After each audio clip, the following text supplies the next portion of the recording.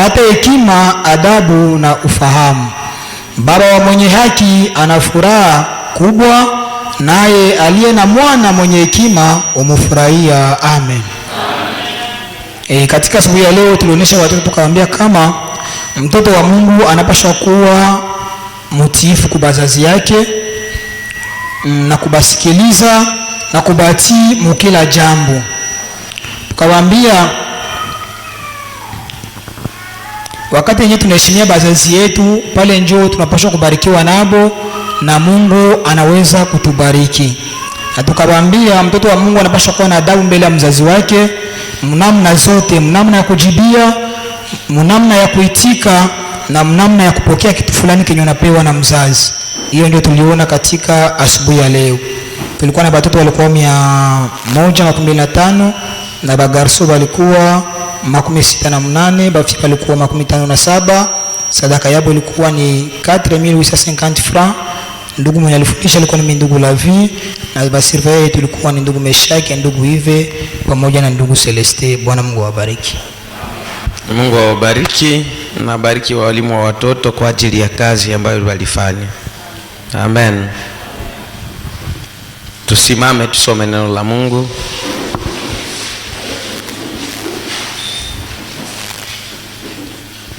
Kitabu cha Hesabu sura ya 22, 36 mpaka 41. Tunasoma mjina la Yesu Kristo. Balaki aliposikia ya kuwa Balamu amefika, akatoka kwenda kumulaki mpaka mji wa Moabu ulioko katika mpaka wa Arnoni, ulioko katika upande wa mwisho wa mpaka huo. Balaki akamwambia Balamu, je, mimi sikutuma watu kwako kwa bidii ili kukuita? Mbona hukunijia? Je, siwezi mimi kukufanyia heshima nyingi? Balamu akamwambia Balaki, tazama nimekuja. Je, mimi sasa nina uwezo wowote kusema neno lolote? Neno lile Mungu atakaloitia kinywani mwangu ndilo nitakalolisema.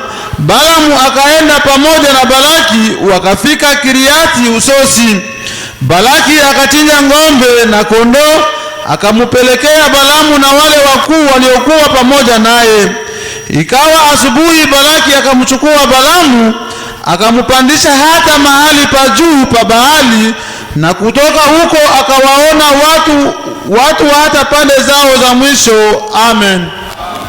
Bwana wetu Yesu Kristo, tunasoma kwa sababu tunayua alfabe français, lakini matafsiri yanatokana na roho wako ndani yetu. Kumbe tunakulomba ya kuwa upako wako ikuwe juu yetu Baba.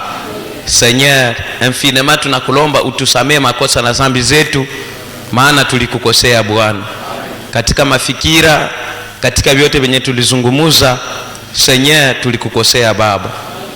Oh Dieu, tuko tellement reconnaissant kwa makosa ambayo tulifanya Bwana. Tunakuomba ya kuwa uturumie Seigneur Dieu, na kuomba ya kuwa ubariki ibada ya mchana wa leo, kila mmoja wetu aweze kubeneficia quelque chose ndani ya ibada Bwana. Tusitoke hapa tuko bale benye tulikuya hapa, lakini Bwana tukuya hapa tuko na nia zingine, tuko na mafikira ingine, na tuko na objectif zingine ndani ya roho zetu Bwana. Asante kwa sababu utaitenda. Sawa, tunaomba na kuamini mjina la Bwana Yesu Kristo. Amina.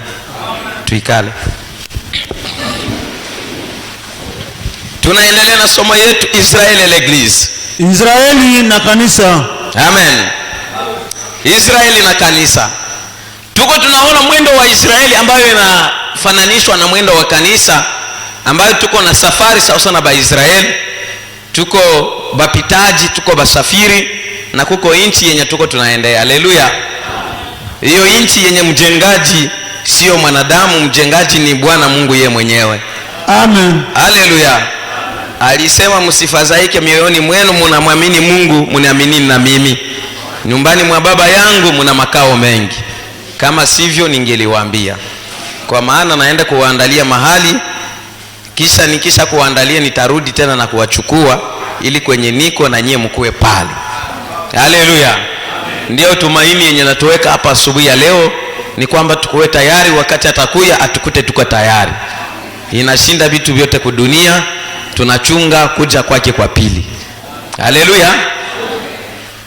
Tuliona ya kuwa Israeli wakati walimaliza kukula mana, kisha Mungu kubaambia baweke mana nyingine pahali patakatifu pa patakatifu.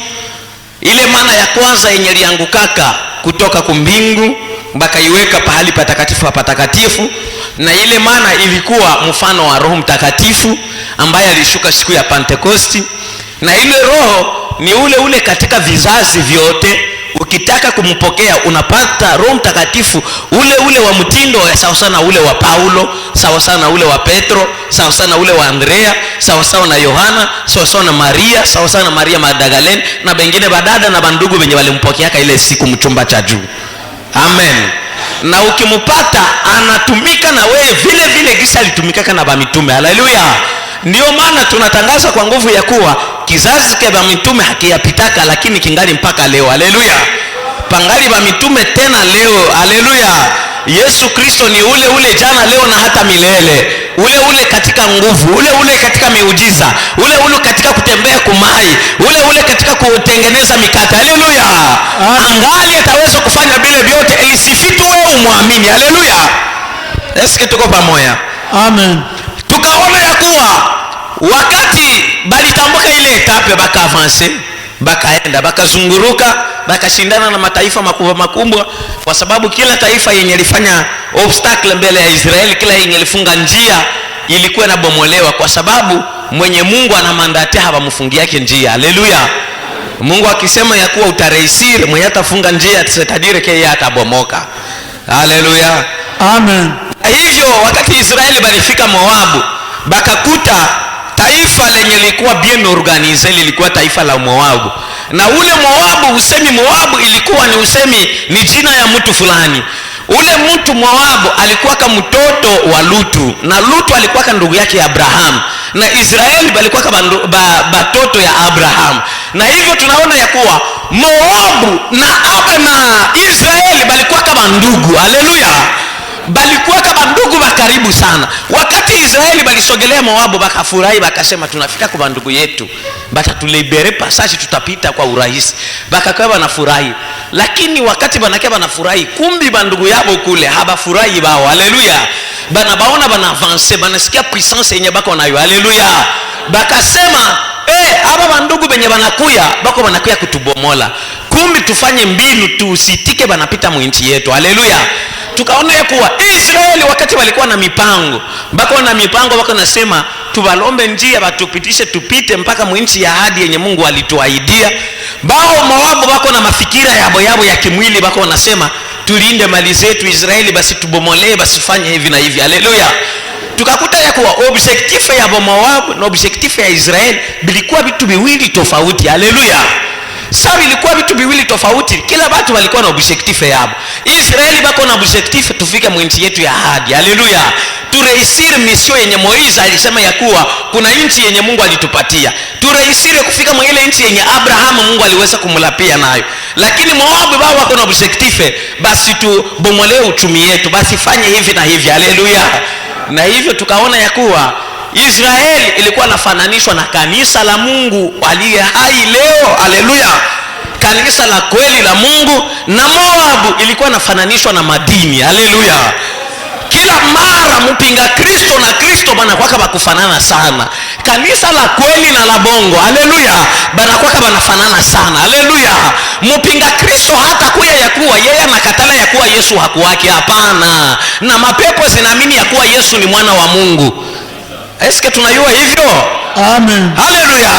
Na mapepo zinaamini ya kuwa Yesu ni mwana wa Mungu, na tena zinatetemeka. Branham alisema vile. Lakini kuna vitu fulani vyenye kutofautishia mpinga Kristo na Kristo. Lakini Israeli na Moabu bote walikuwa wanafanana, bote walitoka kwa babu mmoja, bote walikuwa wanaabudu Mungu mmoja, walikuwa wanaabudu Yehova. Haleluya. Na leo kanisa la kweli na la bongo ama mpinga Kristo na Kristo bote wanaabudu Mungu huyu mmoja, banataya Yesu huyu mmoja. Israeli balikuwa kwa kuabudu yao balikuwa na madhabahu 7, na hivyo hivyo Moabu nao walikuwa na madhabahu 7. Haleluya. Balikuwa wanachinja kondolo 7 mbele ya kuabudu, nao walikuwa wanachinja kondolo 7. Bamoa walikuwa wanachinja ngombe 7, nao ngombe 7. Wengine walikuwa wanachinja haleluya mbuzi 7, nao mbuzi 7. Hao walikuwa na nabii, nao walikuwa na nabii. Hao walikuwa taifa lenye liko bien organize, lakini hao ambao walikuwa taifa la kuzerera zerera lenye halina makao hapa chini. Haleluya. Amen. Balikuwa wa peuple bizarre benye wanafanana sana vile wa masikini.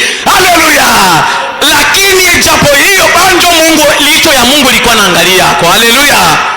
Wakati Israeli balisikia ya kuwa Moabu iko pale, bana batuma wajumbe banawaambia mtupatie njia tupite. Moabu inasema inaorganizere niyo nasema aba batu banakia kutubomola. Haleluya. Tukaona nabii akatuambia hivyo hivyo leo, wakati neno la Bwana liko linahubiriwa kwa nguvu, wakati kanisa la Mungu aliye hai liko linatafuta bibi harusi, madhehebu wao wanajiunga. Israeli bao wako wanalomba njia, Moabu wanajiunga, banaambia Balaam wende tulaania wale watu. Balifanya makosa gani? Hakuna. Haleluya.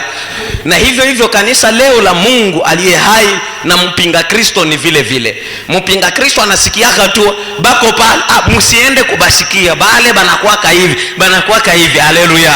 Balifanya mabaya gani? Hakuna. Msibasikie tu. Hatupendi bakwenda kusanyika kule, hatupendi bakwenda huko. Haleluya.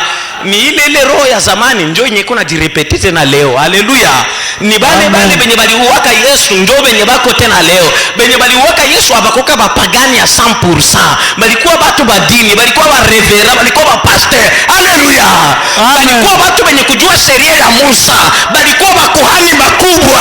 Kulikuwa Kayafa mwenye alikuwa sacrificateur bien confirmé. Alikuwa kwa haleluya.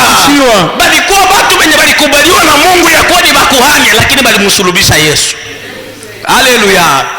Na leo mwenye kumsulubisha Yesu kwa mara ya pili, mwenye atafungia milango ya kanisa, haiko aseme ni mpinga Kristo, atakuwa ni mwinchi za upagani ama nini, itakuwa ni bakristo nabo benye kujita bakristo, bandugu yetu benye kutufanana, benye kuabudu sawa sawa na sie, benye kuimba sawa sawa na sie, lakini ndani yabo haleluya pana madiference fulani.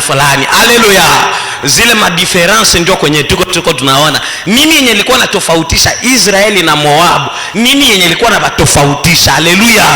Malgre balikuwa wanaabudu bote sawa sawa, malgre bote balikuwa na kondolo 7, balikuwa na ndama 7, mazabahu 7, bako na nabii bote bako mataifa, hii ni taifa na hii ni taifa, lakini palikuwa katubu bitu fulani bwenye balikuwa na ba difference. Haleluya. Na hivyo wakati Balaam balimwambia wende lahani bale watu, akasema niende kubalaani, chunga sasa niende uliza Mungu eske ni balaani wala nisibalaani. Wakati naenda uliza Mungu, Mungu anamwambia usiende. Balaam wakati balienda ambia Balaki, Balaam anakatala, akamwahidia tena bingine vya zaidi na zaidi. Haleluya. Haleluya. Amen. Wakati Balaam alikuwa shaona verite, akaona verite, akaona aba Israeli ni taifa la Mungu, Mungu anakatala ni sabalaani. Lakini wakati balimuprometre, bakamwambia tutakupatia cheo tena ya kabambi, tutakufanya hivi na hivi, malgré na yua verite akaanza kuifichika. Haleluya. Tukaona leo ndio kisi shetani tena alikamata batu hasanja kimutindo. Shetani anaondoaka mtu wake, anaondoaka batu, lakini esprit nabakia ni ile. Mungu naye anabebaka mtu wake, lakini esprit ni ile. Haleluya. Amen. Vile kisi esprit ya Mungu ilikuwa ndani ya Israeli, esprit ya shetani ndani ya Moabu, hivyo ndani ya kanisa zimoya kuna Mungu na bengine kuna shetani. Haleluya. Eske tuko pamoja? Zile kanisa za kimadhehebu, zile kanisa zenye ni ndugu yake ya kanisa la kweli, lakini zenye kumsulubisha Kristo, nabo walikamata ile mtindo ya Moabu. Wakati Balaam ambaye alikuwa mtumishi wa kweli wa Mungu, lakini wakati alisikia bana mprometre, nashaona Israeli bako mkweli, bana mprometre tutakufanya hivi, tutakupatia heshima za kabambi, ilibidi tena airudie nyuma. Anasema naenda tena uliza Mungu, jutu Mungu aitike alaani Israeli. Haleluya. Hivyo ndio gisi leo kweli katika madhehebu kuna batumishi ba kweli ba Mungu benye baliitwa na Mungu aliye hai. Haleluya. Na bao wakati banaangalia banaona bale ba Bwana bako na ukweli, ile kanisa ingali katika kweli. Vile ndio kisi tulianza. Haleluya. Eske tuko pamoja? Frère Branham anasema un jour alikuwa anaongea na un prêtre catholique, alikuwa un homme sincere mwenye alikuwa anatumikia Mungu. Akamuuliza, akamwambia, akasikia iko na hubiri juu ya ubatizo mjina la Bwana Yesu Kristo. Akamwambia, Frère Branham, uko na hubiri, nilisomaka hivi kwa masomo, uko na batiza sasa na gisi kanisa Katoliki zamani tulikuwa tunabatiza mbele sana, mbele ya mfalme Konstantino. Ndio kisi tulibatizaka vile zamani. Akamuuliza, mbona sasa kanisa gani lilikuwa linabatiza hivyo? Akasema kanisa Katoliki. Akamwambia, mbona hamubatizaki tena hivyo? Aseme hapana, eklesia ilionaka ya kuwa tubadilishe, tutoshe ile, tuanze batiza mjina la Baba, Mwana, Roho Mtakatifu. Frère Branham akamwambia, juu ya nini hawezi anza batiza mjina la Bwana Yesu Kristo? Akasema hapana, si kwetu tunafataka benye eklesia inasema. Haleluya. Frère Branham akamwambia, eske hamuoni ya kuwa mnampinga maandiko? Anasema si hatufuataki kenye Biblia inasema, tunafataka ndio kenye eklesia inasema. Frère Branham naye akamwambia, na mimi sifataka benye kanisa inasema, mimi nafataka benye Biblia inasema. Hata nyie wote mkwe contre na mimi. Haleluya. Frère, haleluya. Pana watu benye banateteaka kweli, unaona huyu mtu alikuwa na merite. Haleluya. Frère Branham alikuwa mtu mwenye na merite kupewa heshima. Alikuwa mtu, leo tuko tunahubiri neno la Mungu, afadhali sie tunasimamia hata kubengine mwingine iko na hubiri na mwingine na mwingine. Frère Branham mudunia nzima iko na hubiri ubatizo mjina la Bwana Yesu Kristo. Yeye peke tu. Na wenzake ba Pentecôtiste, ba Baptiste, banani, wakati alianza kubatizwa batemo au nom du Seigneur Jésus Christ, pasteur wake jua alikuwa mwabatista, alimwambia Branham, ninaona sasa unachanganyikiwa kichwa. Akamwambia, neamwe pasteur, mie unibatize mjina la Yesu Kristo. Akamubeba mumaya, akasema huyu bwana kufuatana na maneno yake yenye anasema ninamubatiza mjina la Yesu Kristo. Frère Branham akasema voilà, haleluya. Akasema ce jour-là changé ma vie. Ile siku ilibadilisha maisha yangu. Imaginez-vous cortège ya watu watabatizwa, wewe peko na declare mie munibatize mjina la Bwana Yesu Kristo. Frère Branham alikuwa mtu wa courage sana. Hakukuwa mtu sasa na sie juu familia nasema niliona nikibapinga batanizomea. Haleluya. Frère Branham alisimama meme si bakamwambia bwana, tunaona sasa kichwa chake ukienea tena. Mwisho wa Batista balimfukuza, hatuendani tena na wako, naanza hubiri benye habieleweki, toka nje. Akasema voila, hii ndio niko napenda. Haleluya. Akaenda kwa Pentecoste, akasema huko ndio sawa. Wakati alienda kwa Pentecoste na hapo anaanza kuhubiri neno la Mungu, nao wakamfukuza. Akasema nina bakia mimi mwenyewe. Haleluya. Eske tuko pamoja? Vile vile kisi ule padiri anasema leo kuna batu ba kweli banaonaka ukweli, anaona ni kweli tunapaswa kuwa hivi, ni kweli na sisi kumwanzo tulikuwa ka hivi, ni kweli na sisi tulihubiriaka hivi zamani. Ukimuuliza ni nini inatuma, hata sema waziwazi, lakini ndani ya roho yake anajua mimi niko directeur wa masomo ya Sepak, nikisema ukweli batanifukuza, nikihubiri hivi batanitoa kwa brevera, nikifanya hivi. Haleluya. Unaona kama ni Balaamu ule wa zamani, wakati Balaki alimpromete nitakuheshimisha, nitakupatia matrikil, nitakupatia vitu fulani. Bien na malgré alikuwa anajua ya kwa taifa la Israeli ni la Mungu, akakamata ile kwenda katia nyuma, akakamata interesa akakatia mbele. Haleluya. Na wakati alisonga mbele bien kule kote kwenye alienda hakubikuendeka tena. Ilifika wakati Mungu anamcontrendre kwamba anazaraulika. Haleluya. Bakamubeba, wakati banamubeba Balaam, wakati ashaforce aende tu sana, fika kule Mungu anamwambia usiseme vyenye sikukwambia, nitatia vyenye utasema mkinywa yako. Haleluya. Wakati anafika pale tuliona ya kuwa juu ya Balaki kujidefend, juu apate nini yenye batalainia Israeli, juu apate kisa yenye tatuma Balaam analaani Israeli, hakupeleka Balaam angalia Israeli yote mzima. Juu Balaam angeangalia Israeli yote mzima, angeonaka onction na puissance ya Mungu yenye iko ndani ya Israeli. Balaki akapeleka Balaam pembeni kukamulima kapembe, akamuonesha kwenye ataona sehemu tu ya Israeli, akaona kule kwenye ataona bale ba faible, kule kwenye ataona bale ba frere ba désordonné, kule kwenye ataona bale ba frere benye aussi tuna avancer mebabo wako nyuma, kule kwenye ataona bale ba sere ba faible mkanisa, akaanza kumuonesha. So unaona ile kanisa nabo anasema kama wananyoroka, angalia nabo gisi wako, angalia fulani wabo, angalia fulani wabo naye anakunywa kapombe, angalia fulani wabo naye anakunywa. Haleluya! Eske tuko pamoja? Haleluya! Lakini Balaki kunaonyesha Balaamu hivyo madhaifu ya Israeli, ana sababu ya kuwa pana malgré ile makosa na dhambi Mungu haiko naiona. Haleluya! Eske tuko pamoja? Leo tena kusema Balaamu wa leo, kusema Balaki wa leo alaani kanisa, Balaamu aseme ya kweli ile kanisa lina makosa, habaendake kumazuri, banakimbiliaka kukote faible. Mbona fulani wabo naye iko hivi, mbona fulani wabo naye iko hivi, mbona fulani wabo. Haleluya! Hiyo yote ni kutafuta kisa ya kulani Israeli. Israeli halainiki jamais, amebarikiwa na amebarikiwa bimeishia pale. Haleluya! Hakuna bubaya ndani yake. Mungu amesema hakuna bubaya ndani ya Yakobo. Haleluya! Wakati aliangalia, wakati Balaamu anaangalia akasema, naye akakuwa siri, Mungu atabalani tu, Mungu atabalani kwa hii makosa yenye bako nayo. Fulani alifanya hivi, fulani alifanya hivi, bataendaka mbinguni, bana jitapaka bale, bana chambaka benzabo, bana fanyaka hivi, bana fanya bataendaka. Haleluya! Kumbi Balaamu anakuwa convaincu ya kuwa Mungu wa Israeli, Mungu wa mbingu na nchi, Yehova atabalani. Kumbe kule kumbingu Yehova iko nasema kama kuna taifa langu lenye liko kudunia ni Israeli. Haleluya! Wakati Balaamu sasa anaenda kumwambia Mungu, nipatie ya kubalani, nipatie ya kubalani, hasa kwa Mungu. Sio Mungu anamwambia wende sasa nishabitia mkinywa yako. Wakati alienda anasema, ninabaona saa vile mwanamke mwenye kujitayarisha juu ya ndoa, ninabaona saa vile mwiha mwenye kupendeza mulushungi, amebarikiwa Yakobo, amebarikiwa siwi nini nani, anasema baraka baraka baraka. Haleluya! Ninatamani atakuwa saa vile bao kule kwenye Balaki hii kwa bisirani binapanda. Namna gani nilikwambia ulaani ya barato? Haleluya! Yesu katoka pamoja. Namna gani nilikwambia ulaani hapa watu meona naenda babariki? Haleluya! Balaamu anamwambia haiko mie, ni Mungu ndio mwenye alivifanya. Haleluya!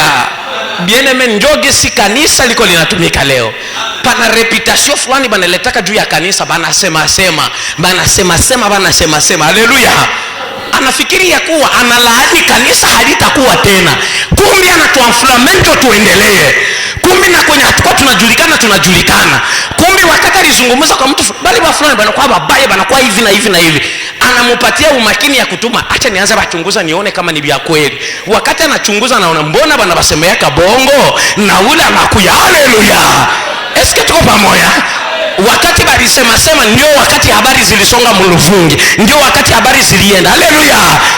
Eske tuko pamoja? Kama haba basemi hamtajulikana ya kuwa mnakoaka. Kumbi inabidi baseme juu bajulikane ya kuwa unakoaka. Haleluya!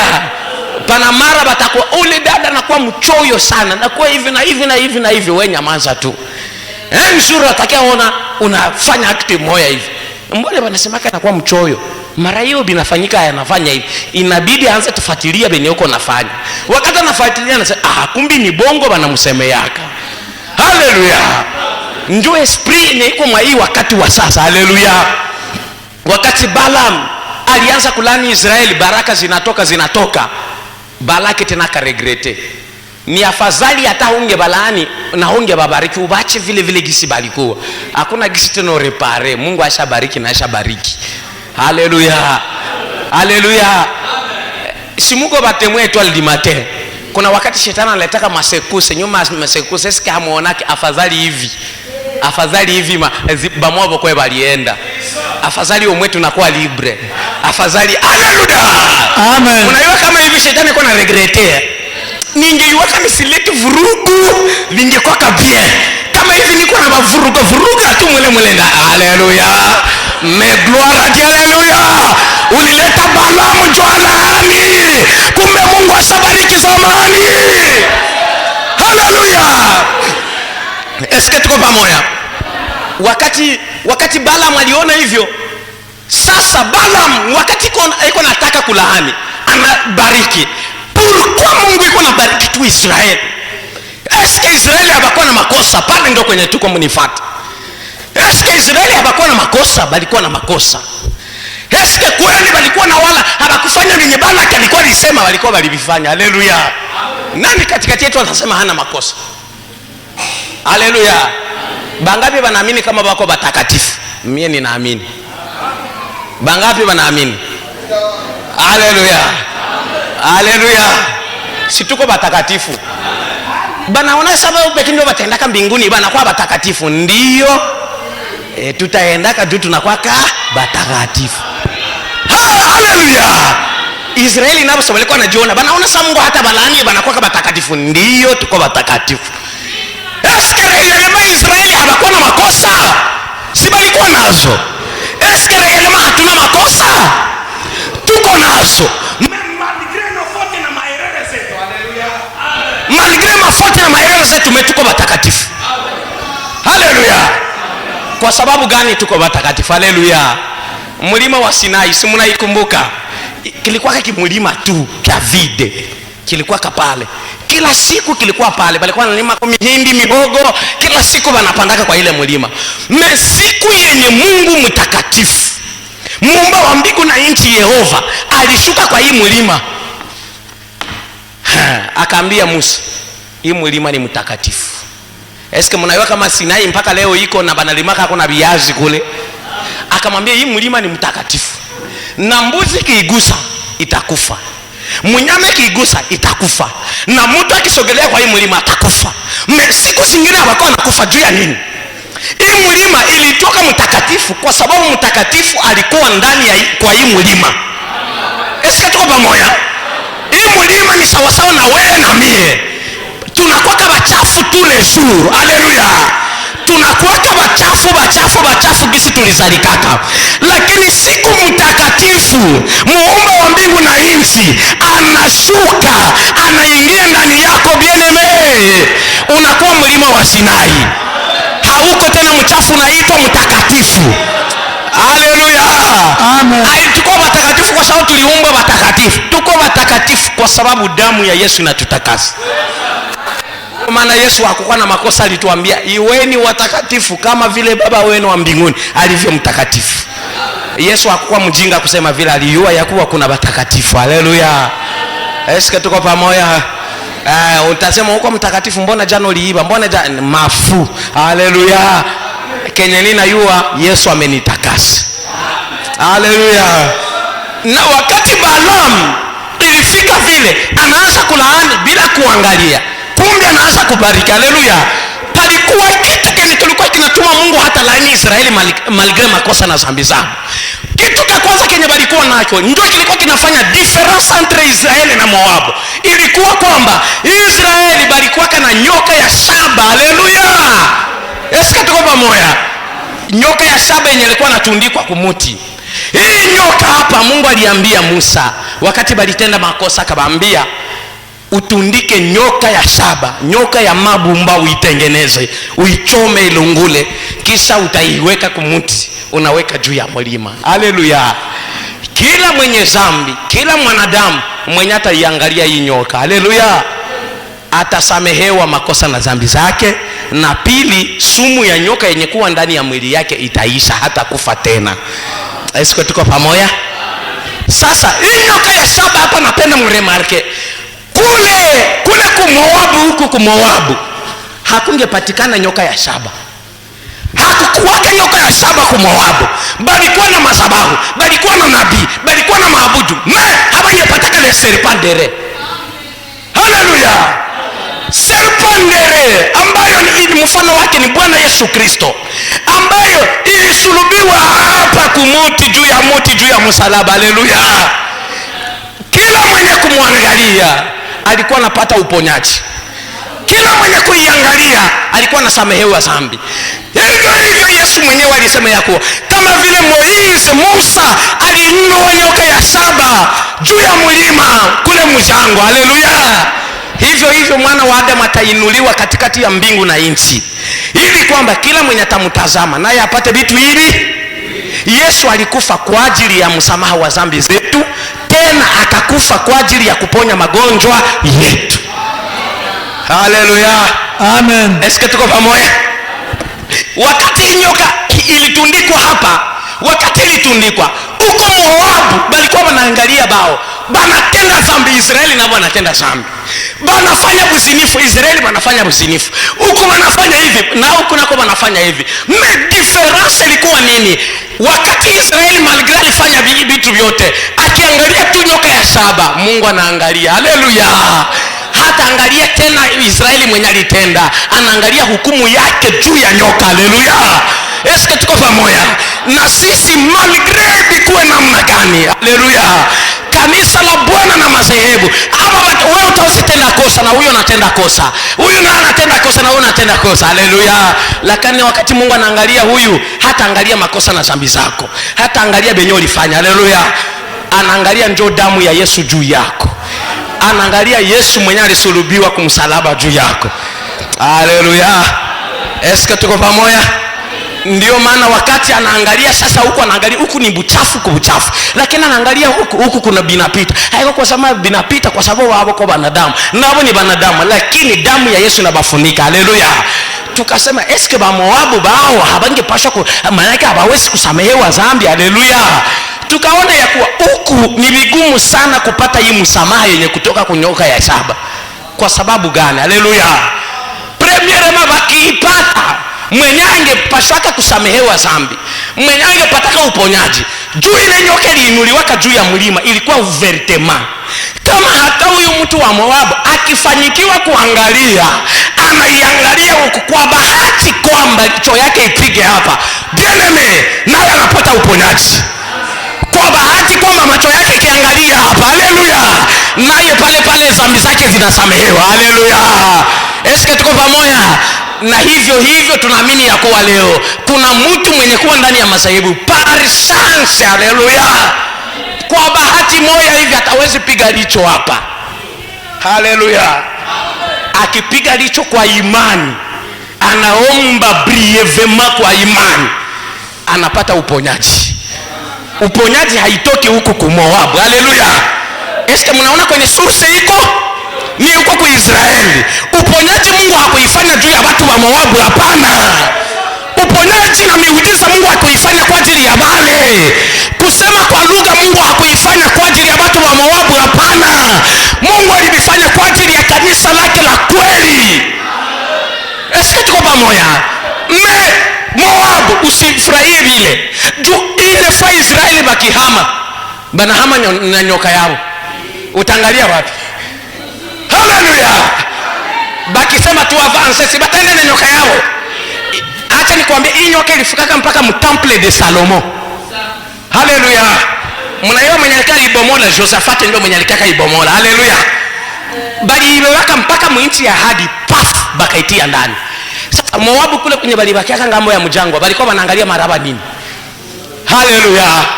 Ndio maana tunaamini kusema kwa lugha, tunaamini uponyaji na miujiza imekuwa nafanyika kwa madhehebu. Bien-aimé, tukienda fini, acha watu wa profite. Wewe uamini usiamini, ni kweli ninakwambia. Haleluya. Biote vile mko naona kwa madhehebu, mko naona mdunia, msiogope. Haleluya. Iko na maombi ya moto, iko nafanya nini? Ile moto wewe ndio uko nayo hapa chini ya jua. Bibi harusi akaenda, si neema inaisha. Neema ikiisha, sina miujiza inaisha. Haleluya. Nguvu za injili zikiisha, si zinaenda mbinguni. Sasa tutaendaka na vyetu vyote, na nyoka ya saba, na uponyaji, na kujibiliwa kwa maombi, na damu ya Yesu Kristo, na ubatizo, na msamaha, tunaenda navyo. Amen. Haleluya. Haleluya. Ni haya kwetu kama tukikuwa navyo, bali wameexploit sisi tukose kuangalia. Ni sawa sawa na Waisraeli wenye walikuwa nakatala kuangalia. Bien-aimé, angalia hapa, utapona. Ni vya haya wakati. Haleluya. Wakati watu wanaombea wagonjwa kule wanapona, kisha wewe hauamini hii uponyaji hapa. Bien-aimé, amini ya kuwa mikono yangu nikikunyosha utapona. Haleluya. Amen. Ni puissance puissance yenye kuwa ndani ya jina la Yesu Kristo haiko ndani ya Fred Isiele, iko ndani ya neno la Bwana. Haleluya, haleluya. Tukiangalia nyoka ya shaba, haleluya, inaleta msamaha wa dhambi. Haleluya. Kuna mara mtu akikosa kule, kama analia sincerement, Mungu anaangalia na kusamehe, anamsamehe. Kitu kimoja, hawezi pata Roho Mtakatifu. Haleluya. Eske tuko pamoja? Ndio bale benye unasikia bata siku ya mwisho, na wao wenyewe banabiyua na banabisema batatenga kondoo na mbuzi. Ukienda uliza kule kumazehebu, bangapi bako makondoo hapa? Utaona na bapastere na barevera mkono yulu. Bangapi bako mambuzi? Hakuna mwenye tatia. Na ni kweli mwenye kwa mtakatifu kweli sana maana ni kondoo. Lakini sisi tukisema bangapi bako makondoo hapa, mimi si kwamo. Haleluya. Bangapi bako mambuzi, siko tena. Unasema yetu free, hatuko makondoo na hatuko mbuzi. Ndio, si hatutapitaka mkipindi kia kuchagula kondoo na mbuzi. Benye batapitaka ni batu wa mataifa, siye tutakuwa njo bibi harusi. Muelewe siri za ufalme. Bienye tunachunga, hatuchungi siku ya kihama, tunachunga siku ya kunyakuliwa. Kuna mtu anipe amina? Amen. Kuna tofauti kati ya kunyakuliwa na dunia kuisha. Haleluya. Ngoeni profite kwa wapatia information ba bibi harusi benye bako hapa. Nilikuwa nabaambia isepeke Iran na Amerika batuwezi pigana. Na bakipigana tunaogopa kwamba zile mapuissance za mabombe zile zikeshuka juu ya Amerika. Orke zitashuka, sisi tushaenda. Jana balianza pigana. Jana. Kuna mtu anipe amina? Amen. Eske mko bien avise? Mko tayari? Kristo akuye? Pako mwenye roho inagonga, Mungu we, Yesu atakuya. Atakuya sasa, tunatoka hapa binakuwa hai. Akikuya sasa hivi binakuwa hai. Na siende lomba shangazi yangu msamaha malo wako. Haleluya. Amen. Acha niwapatie information, inatupatia furaha sana. Dunia inakamata ni actuality, sisi tunakamata ni accomplishment ya prophecy. Jana tu magharibi, haleluya, Iran, Marekani ilibombarde nchi ya Iran. Irani sasa ilirudisha ngambo ya baalie wote ba Amerika, ikarudisha na kwa Israeli. Orke wakigusa Israeli wanagusa licho la Mungu. Unabii nasema hivi, itafika wakati batakoroganaka, kisha Putin, Risi na China na wale marafiki yake wote wa Korea du Nord batajichangaka, banakamata zile mabombe nucleaire banazituma Marekani, zinapapiga Etazini. Ndio Frère Branham ule unabii yake nikinawaambia.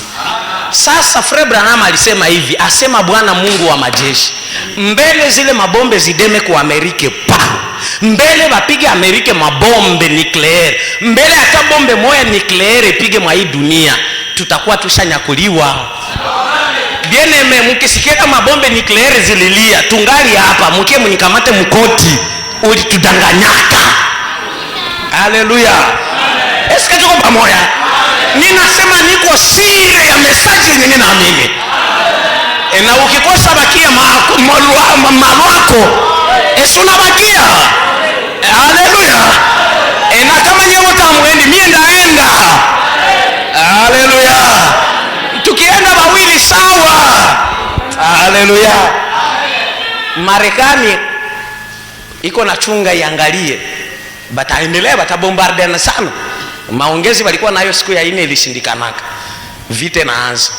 Kama par hasard mwa hii tour njo yenye Risi, kwa sababu ni rafiki yake ya Iran, China ni rafiki yake ya Iran, na yeye amekwisha jitayarisha tayari.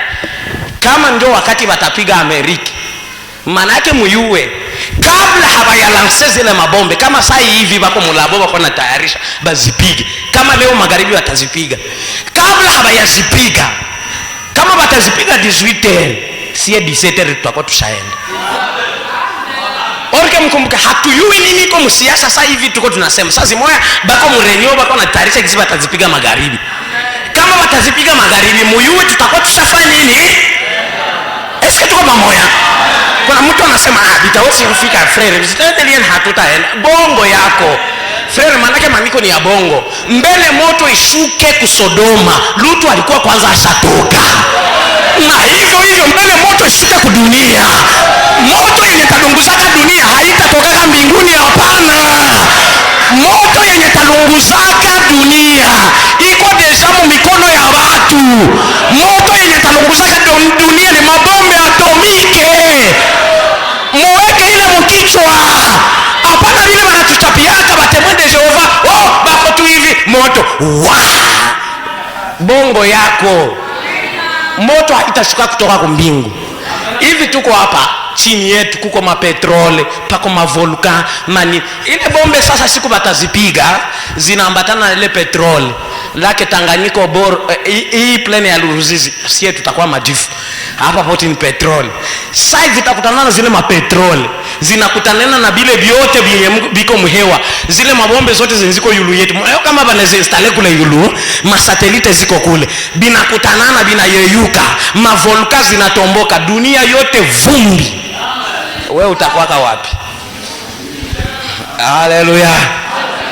Eske tuko pamoja? Metayatu tuko na information. Haleluya. Ndio maana tunaamini ya kuwa hatutakuwa mumakondolo wala mumambuzi. Tuko ndio mubiharusi. Kisha sie kunyakuliwa kwanza tunaenda. Haleluya. Siyo purikuwa ninaenda kula. Haleluya. Kisha sie kwanza kuenda tunanyakuliwa tunaenda. Tunakutanisha bwana harusi muhewa. Anatupeleka mpaka mnyumba yake. Haleluya. Tunamaliza miaka 3.5 mbinguni.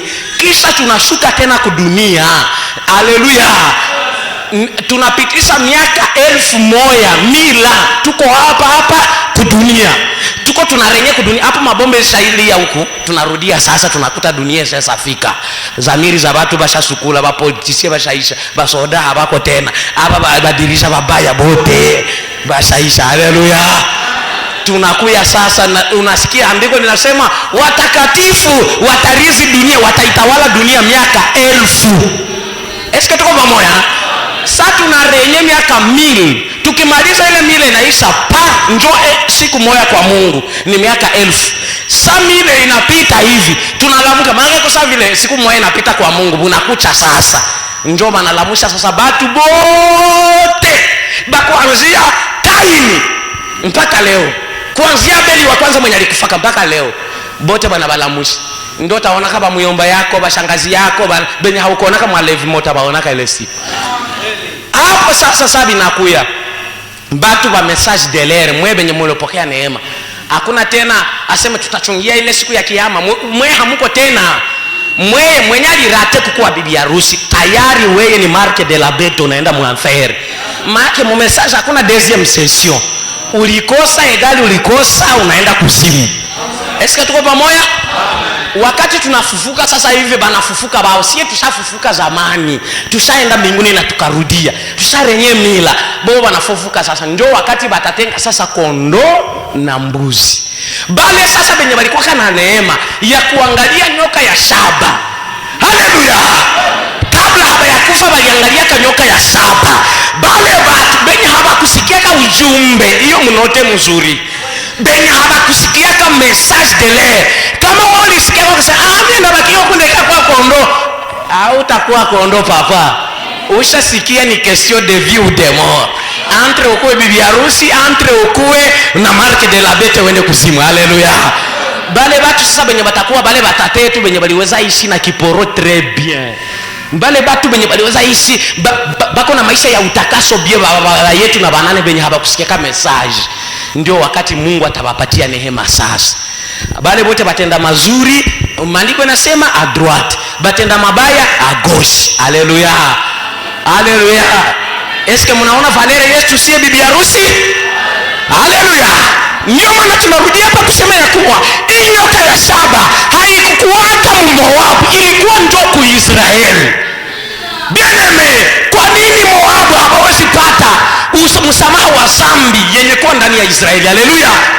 Kwa nini bao Mungu anaangalia kama kuna makosa na dhambi? Niliwaambia ya kuwa mbele Mungu asamehe mtu, Mungu aliweka reglema, ni kwamba mtu aregrete ndani ya roho, mtu akuwe na roho yenye kuvunjika, yenye kuluma. Wakati na luma njoo wakati unakuja kwa Mungu na ile mzigo unakuwa unalomba senye haleluya.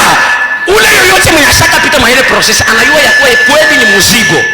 Unasikia ile mzigo inakulemea sana, umefanya kitu fulani, unakuya meme kuomba iko na kushinda, uko unajipresent mbele ya Mungu na boga.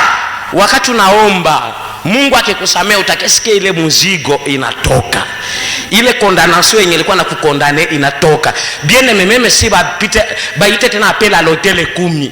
Wakati ushakasikia uliweza kiri ile condamnation ikatoka, bien hakuna tena mtu wa kukondane, tayari Mungu amekusamehe. Utajisikia tu ile condamnation inatoka. Haleluya. Orke ile condamnation mwanadamu hawezi jitia yeye peke mroho. Haleluya. Ndio maana kule haleluya bao wanahubiri na sisi tunahubiri. Difference ni nini? Haleluya. Entre Balaam na Moïse, haleluya, entre vrai prédicateur na faux prédicateur.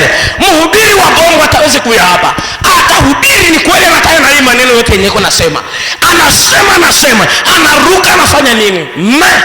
Impactivité ya lile neno, kugusa kwa roho kwa lile neno, mtasikia haikugusa.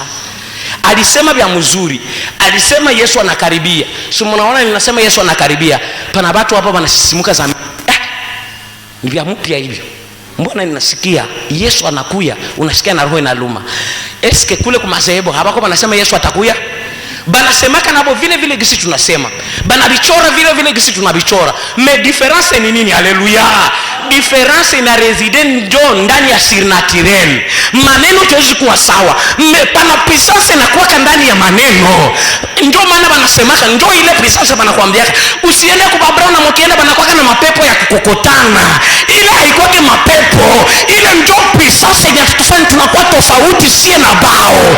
Ile puissance ndio tunaitaka le Saint-Esprit. Ile puissance ndio tunaitaka l'onction de Dieu. Ile puissance ndio tunaitaka utukufu wa Shekina. Haleluya. Haleluya. Wapi tena mahubiri wale wakuhubiri batate batoke wanalia? Wapi tena ile puissance ya kuhubiri batu walale maombi wako nasema Bwana ukikuya na mimi nikuye? Haleluya. Batu basaba kilia tu. Kesho tutafanya maombi ya deliverance. Benye bako na mikoshe, benye bako na vitu fulani bakuye, utaona ba mama banayala. Haleluya. Kesho tuko na maombi, tutaheresha batu baende kumbingu. Kristo anakaribia. Benye habaya kwa mzuri na Kristo bakuye. Haukusikia balisema maombi, pastor bataenda. Haleluya. Ni esprit ya Moabu ndani ya kanisa. Banapenda tu materiel. Mungu atakubariki, atakupatia nyumba sawa, utauza gari sawa. Ukimwambia Yesu anakaribia, tunayua ile information ya kila siku. Haleluya. Haleluya. Tofauti kati ya puissance meme si batawezi ungama. Na bako na mpaka na chumba ya maungamo. Haleluya. Kwanza bao ko très puissant. Mbele ya kufanya maombi, tulikuwa kana kachumba kama sio kama kangalikaki kule. Kafasi kama hivi pastor anaenda, njoo nakuwa naenda hako wewe unasema makosa na dhambi zako, unaingia mkanisa, unaingia pale unasema makosa na dhambi zako, na kuvapadiri sibi na kuwaka bana maungamo kila mtu yoyote mbele aingie kumurago, mbele uingie kumurago na bidi kwanza jitakasi ukuwe bien. Eske réellement nyoka ya shabe inatumika kule? Haleluya. Mara mingi haitumiki kwa sababu gani? Sincerity ndani ya roho. Mtu yuko naenda, acha na mimi niende tengeneza maisha. Anaiwa mwenye atawezi tengeneza mroho yake. Atasema wayo. Na mie Mungu anasameni na kakanda tu na abu hasira na kujibia watoto mbaya. Mbona usemi jana ulikuwa mzinifu? Haleluya. Mbona usemi unakuwa mlozi? Ingekuwa kama nakuwa wanatubu sincere maka wale batate bote balozi hapa kwake Mungu. Kama wale papa bote balozi washaka kimbia. Haleluya.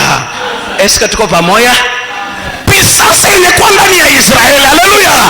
Biashara wanahubiri, Moabu wanahubiri, Israeli nao wanahubiri. Lakini nini tofauti? Haleluya. Tofauti ni ile nguvu. ile puissance yenye kutia mahubiri ndani ya roho, na ikisha kutia ndani ya roho na regrete, ndio inatumaka watu wanabadilika, ndio inatumaka watu wananyoroka, ndio inatumaka watu wanaogopa kufanya dhambi. Haiko kwa sababu dini yetu inasema, haiko kwa sababu tunaweka masheria za dini hapa. Hatuna hata sheria hii, lakini Yesu ndiye sheria yetu, ilishawekewa ndani ya roho. Wewe peke kwenye huko kunasema je ne blesserai pas mon sauveur, je ne blesserai pas mon sauveur, sitamuasi mwokozi wangu. Haleluya, amen. Kila kwenye huko kunasema sipendi kukwaza mwokozi, malgré diacre hayui mais sipendi kukwaza mwokozi, malgré ba frère habayui mais sipendi kukwaza mwokozi. Haleluya. Mekule uangalie kule banakataza zambi, bien sûr Israeli nao banakataza zambi. Tofauti ni nini? Kule banakataza kwa mitindo, kuma principe, kuma sheria, lakini huku banakataza par l'esprit de Dieu. Frère, meme si tunaanza hubiri namna gani, mkiona ile puissance ya kubadilisha watu inaisha, mjue ya kuwa Bwana haiko tena pamoja na sie. Mungu haiko ndani ya maneno, Mungu haiko ndani ya wingi wa masitasio au maandiko.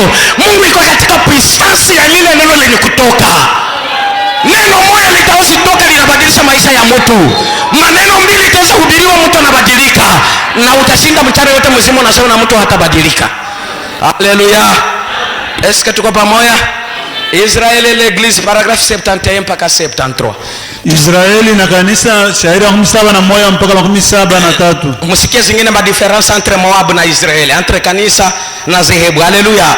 Mais lakini la kule Balaam manquait de voir le serpent d'Ere.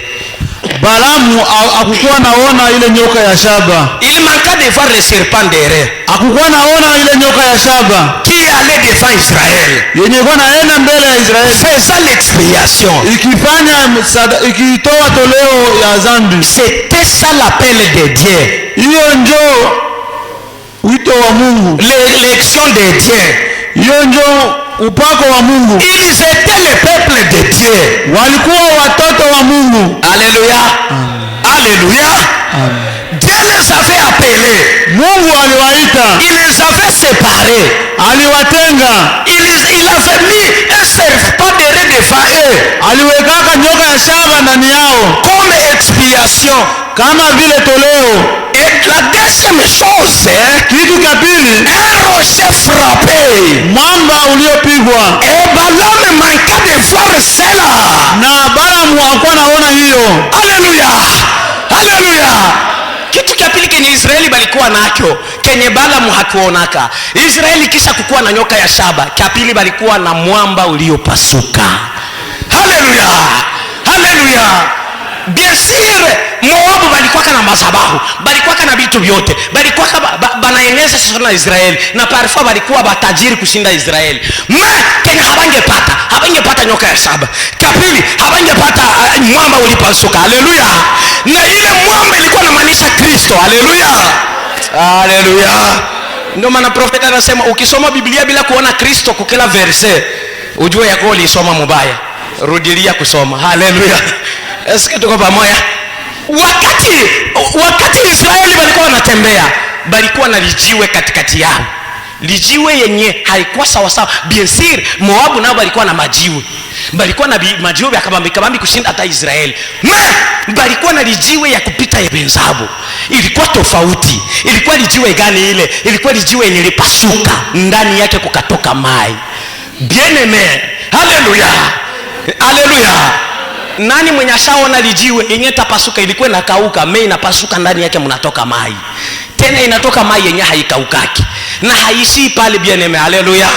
Mai iko naenda natoka kwa Israeli. Kila yoyote mwenye anakuwa na kiu anakunywa. Kila mwenye ukitaka, haleluya, uko mchafu kuyakoga, unataka mai ya kutakata kuyakunywa.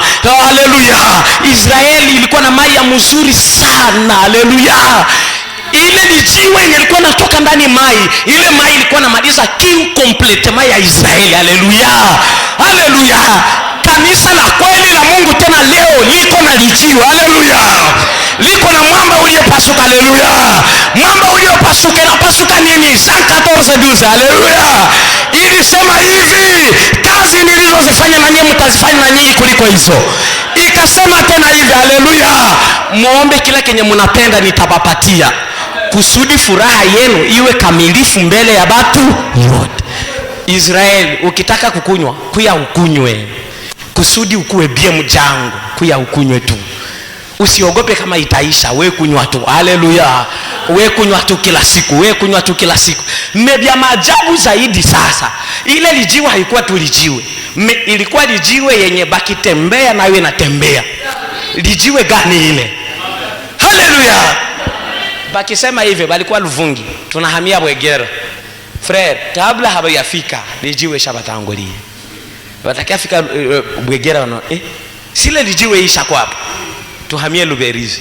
Saba tafika Luberizi isha batangulia. Haleluya. Eske tuko pamoja? Saba tafika Sange banakuta lijiwe shakwa pale. Bakifika Kiliba lijiwe shakwa pale. Boba Lekala lijiwe shakwa pale. Haleluya. Bakifika Uvira lijiwe shakwa pale. Haleluya. Raha gani ba bien-aimé? Habikuwa vya kujitraka sasa tena tutatosha mai wapi? Lijiwe kwa naenda na bafatana nayo usiku na mchana. Bien-aimé, ingekuwa leo bangeitaka lijiwe gani? Si ya bulozi, si lijiwe ya maajabu. Haleluya. Eske ile lijiwe ilikuwa lijiwe ya kawaida? Eske ilikuwa lijiwe sana majiwe zingine? Si ilikuwa lijiwe ya surnaturel zaidi ya maombi. Haleluya. Haleluya. Amen. Kwa usemi mwingine, haleluya, yenye Israeli ilikuwa na shinda Moabu ni surnaturel, bia maajabu, maishara, maajabu. Haleluya. Haleluya. Haleluya. Ilikuwa inalomba tu mtu akose mai, anaenda sema lijiwe nipatie mai nikunywe. Utakunywa, atakunywa. Haleluya. Tena haikuishia tu pale, na mule ndani ya lijiwe nabii anasema mlikuwa pia asali. Haleluya. Nyuki ilikuwa ilitengeneza mule mzinga, si mnakumbuka? Ikatia ndani ya asali. Mule ndani mlikuwa na chakula ya kukula. Maana yake kila yoyote mwenye alikuwa kwa wakati wa sasa mwenye alikuwa na besoin. Bien-aimé, crise inanipiga sana, sina kazi. Haikuwa na besoin aende tafuta, haikuwa besoin ya demande d'emploi, ilikuwa besoin aende ambia lijiwe nipatie nikule. Haleluya. Kila yote mwenye alikuwa nakosa mtoto alikuwa nakimbia mbio kulijiwe Pierre. Haleluya. Haleluya. Kila probleme yote ilikuwa resolu mu Israeli. Haleluya. Eske tuko pamoja? Tuende mbio na abia tabia expliquer. Rocher frappé, Mwamba aliyopigwa. Balaam manquait de voir cela. Balaam hakuwa naona hiyo. En ce jour, Kwa hizi siku les prédicateurs modernes manquent de voir cette puissance du Saint-Esprit. wahubiri wa sasa hawaoni ile uwezo wa Roho Mtakatifu. Alléluia. Le Jésus-Christ frappé. Yesu Kristo aliyepigwa. Il manque de voir que nous sommes dans un corps. Wanakosa kuona kama tuko ndani ya mwili. Nous sommes tous été baptisés dans un seul esprit. Ya kwamba tumebatizwa roho moja Pour former un seul corps. ili tuunde mwili mmoja. Et nous sommes membres de ce corps. Na tuko wanamemba wa ile mwili. Et c'est ce que l'homme moderne a manqué de voir là. Ndio kenye mtu wa sasa alikosa kuona. Devant cette église du Saint-Esprit. Mbele ya kanisa ya Roho Mtakatifu. Qui est en marche. Yenye iko natembea. Il manque à voir cela. Anakosa kuona ile. C'est rocher frappé. Ile mwamba iliyopigwa. C'est serpent de rein. Ile nyoka ya shaba. Alléluia. C'est serpent de rein. Ile nyoka ya shaba. Marchant devant l'église. Ikitembea mbele ya kanisa. Faisant une expiation. Ikifanya toleo. Balaam manquait de voir cela. Balaam hakukuwa naona hiyo. Alléluia. Niko kubronchir la vraie vigne et la fausse vigne, paragraphe 43. Mzabibu wa kweli na mzabibu wa mubaya, shairi 43 43 mpaka 44. mpaka 44. 43 à 44, la vraie vigne et la fausse vigne. Quelle était cependant la différence? Tofauti ilikuwa ni nini? Quelle était la différence? Tofauti ilikuwa ni nini? Il n'avait que la lettre. Walikuwa na andiko. Moabu tu walikuwa na maandiko tu. Il n'avait que la parole. walikuwa tu na neno, balikuwa tu na neno, mais lakini ceci hawa avait des signes et des prodiges walikuwa na ishara na miujiza qui les accompagnaient. yenye ilikuwa na washindikiza. Ils avaient les rochers frappés Walikuwa na mwamba uliopigwa dont ils pouvaient boire. ambao wangepata kunywa. Ils avaient les serpents d'airain Walikuwa na nyoka ya shaba pour la guérison. juu ya uponyaji. Ils avaient des signes Walikuwa na ishara et des prodiges na miujiza qui les procédaient. yenye ilikuwa na washindikiza. Ils accomplissaient des signes. Walikuwa wanatimiza maishara. Ils avaient la colonne de feu Ilikuwa na nguzo ya moto qui tenait au-dessus d'eux. yenye ilikuwa nasimama juu yao. C'est ce qu'ils avaient toutes sortes de mal.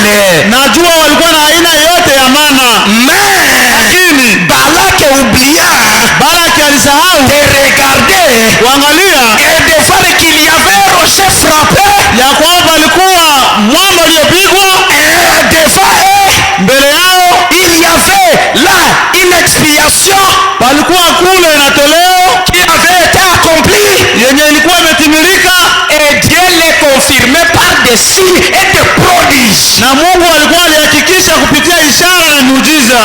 Il disait Walikuwa wanasema, c'est mon peuple. alikuwa anasema ni taifa yangu. Alléluia. Amen. Alléluia. Est-ce que tu comprends moi?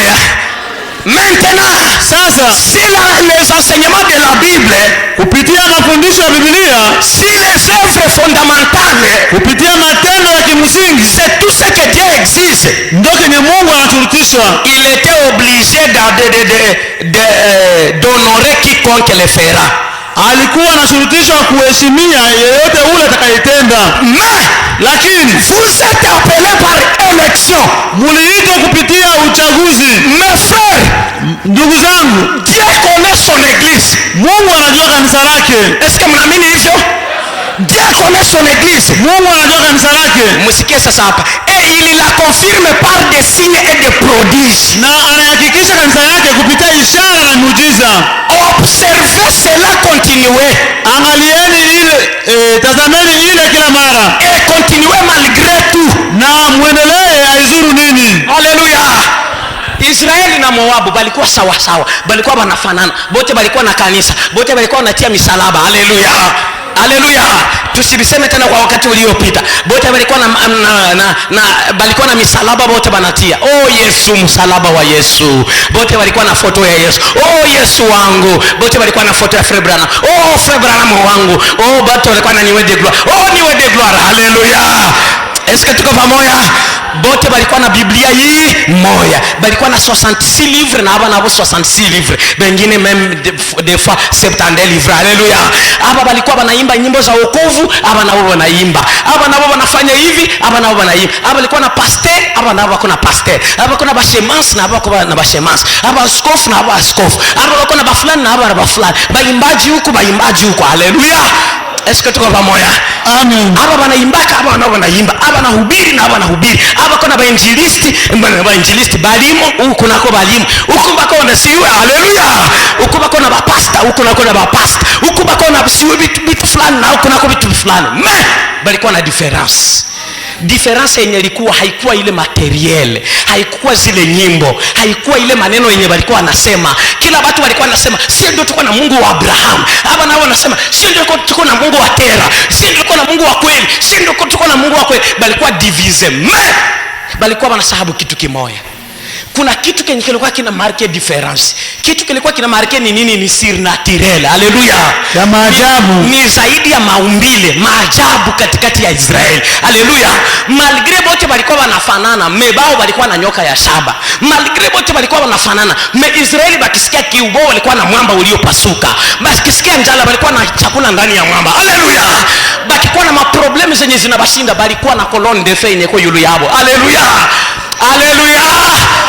Jamais au grand jamais mu dénomination hautaonaka colonne de feu yake confirmer mtu. Habiwezi wezekana. Est-ce que tuko pamoja? Haleluya. Batawezi kuwa na vingine vyote, me colonne de feu jamais. Colonne de feu inatembeaka tu na Moise tu. Haitembeleke na bawili Moise tu. Haleluya. Amen. Hata korona datane hawawezi. Moise tu hawairigaki. Haleluya. Mutaiga bingine mepala kolonde fe. Wakati Israeli balikuwa wanatembea, hapakuwa wanaongoza wao peke bayama. Haleluya. Baki angalia, kila mtoto wa Israeli angekosaka kujua geografi. Mtoto wa Israeli hata kama ni mdogo angeshindwaka kujua meme les 4 points cardinaux. Angeshindwaka kujua meme quel est le nom de notre président, jina ya rais wetu. Angeshindwaka kujua theologie ni nini. Angeshindwaka kujua meme 5 versets bibliques. Mais kitu kenye mtoto wa Israeli hangekosaka kujua puissance ya Mungu. Haleluya. Surnaturel ndio ilikuwa asili ya Israeli. Nani ule Mwisraeli mwenye atasema hakuonaka ishara na maajabu? Nani mwenye alitembeka na Israeli akasema ya kuwa sikuonaka miujiza? Nani mwenye alitembeka kwa Israeli akasema sikuonaka batasa banazala? Nani mwenye alitembeka na Israeli akasema ya kuwa sikuonaka magonjwa wanapona kwa mikono? Haleluya. Nani mwenye alitembeka na Israeli akasema mie siyaonaka muujiza Mwisraeli? Kila siku ilikuwa ni miujiza. Sababu gani? Haleluya. Ukilamuka tu asubuhi hivi balikuwa naangalia hivi wingu deja liko pale. Banauliza papa, hii wingu ni nini? Mbona inatufataka fataka kila kwenye tunaenda? Haleluya. Baba wa Israeli angepaswa kuambia mtoto wake, mtoto wangu, hii yenye unaona hapa, njoo hii wingu yenye unaona hapa haiko wingu ya kawaida. Ukiangalia iko tofauti na wingu ingine. Hii wingu hapa yenye uko naona, haleluya, njoo Mungu muumba wa mbingu na nchi. Njoo kwenye Mungu anakiaka kujifichika mchana. Haleluya. Busiku balikuwa banalamuka, bakiangalia mtoto anaangalia, anaona kimoto kya kabambi. Haleluya. Esko niko nasema binye mko unaona? Haleluya. Eske tuko pamoja? Kila mwenye ataangalia taona kwanza ni we de gloire. Eske mnaiona? Haleluya. Profeta anasema kama mtu akilota swate niwe au analota colonne de feu. Sasa mwa akilamuka akikuhadisia au malaika utamwambia sasa mwa uliona flu, sasa mwa ilikuwa mawazo yako na wewe peke utajishakia. Ilikuwa colonne de feu wala haiko hayo. Mais akikuletea nayo sur la photo, iko plus que histoire. Est-ce que tuko pamoja? Bien sûr walituambiaka kama Sauli alikutanishaka na nguzo ya moto, ikamuita na kabadilika, tukaviamini. Lakini kuna mtu ataweza kushakia eske tulikuwa kako. Mais cette fois-ci kwa hii wakati, haleluya, Mungu alifanya dine maneno precise kuliko wakati wa zamani. Akakuya kaitika bamubane na foto. Haleluya. Juu sikuwa nasema ni ndoto ya fo. Usikuwa nasema saa zimoya ni baba bubu anatuhadisiaka. Wewe peke saa utaniuliza Fred Ciel, bilikuwa kae saa Fred Branham nguzo ya moto ilishukaka. Ndakwambia angalia wewe peke. Haleluya. Haleluya. Haleluya. Wakati Israeli walikuwa wanaangalia mchana, banaona nguzo ya moto. Haleluya. Wakati bakaangalia mbusiku nguzo ya moto, bakaangalia mchana banaona wingu, bakaangalia pembeni yao palikuwa mwamba uliopasuka banatembea nayo. Haleluya. Bakaangalia kumlima kulikuwa kanyoka ya shaba yenye kusamehe makosa na dhambi yenye ilikuwa nafanya utakaso. Haleluya. Kisha balikuwa na maajabu mengine ya mingi sana. Batu wenye balikuwa na chakula yenye banaweka miaka na miaka haiozi. Quel miracle. Haleluya. Haiko tu ile, balikuwa banatembea bien aimé. Mulisikia kama kaenda msoko kuuza manguo.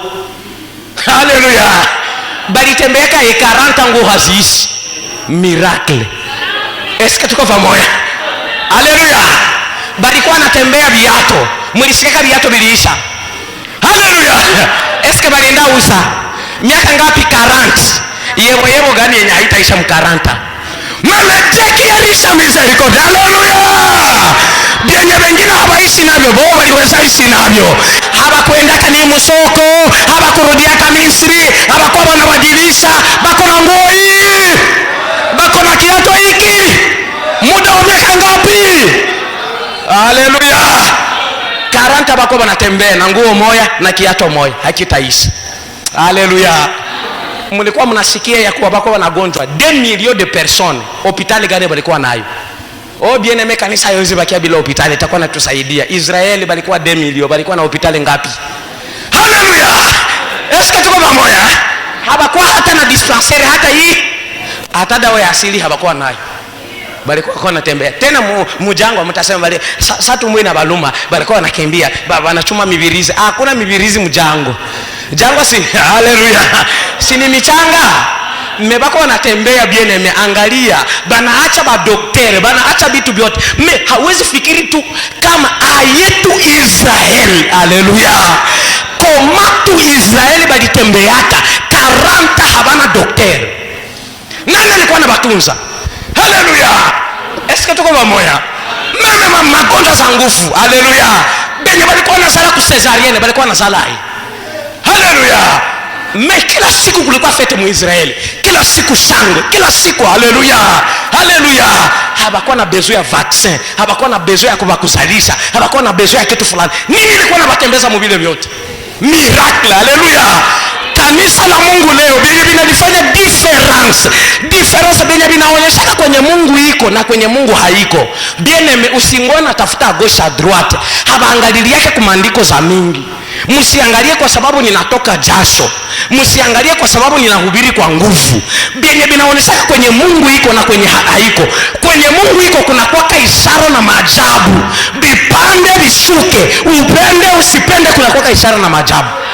Hata mhubiri namna gani, hata puissance iko namna gani. Haleluya. Kama kuna ishara na maajabu hakuna injili. Mtasema ayetu. Haleluya. Acha nibasomee hapa. La vraie vigne toujours la fausse vigne. Mzabibu wa kweli na mzabibu mubaya. Haleluya. Hata niko paragraph 40b. Shairi ya 14b mpaka 41. Cette petite vigne ici, hii mzabibu kidogo, cette petite vigne ici, hii mzabibu kidogo hapa, cette vigne là, ile mzabibu pale, celle-ci provient d'Abel, moja inatoka kwa Abel, et le pousse là, na inaota kutoka pale. L'autre provient de Caïn, na ingine inatoka kwa Kaini, et le pousse aussi. nayo inaota. Caïn était religieux. Kaini alikuwa wa kidini. Celle-là l'était aussi. Ule naye alikuwa. Caïn était fondamentaliste. Kaini alikuwa wa kimsingi. Les autres aussi étaient fondamentalistes. Wengine walikuwa wa kimsingi. Haleluya. Mwende mnanisikia mkilindi. Haleluya. Hapo tushaanza deja atmosphere ya kisi tutaomba mardi. Haleluya.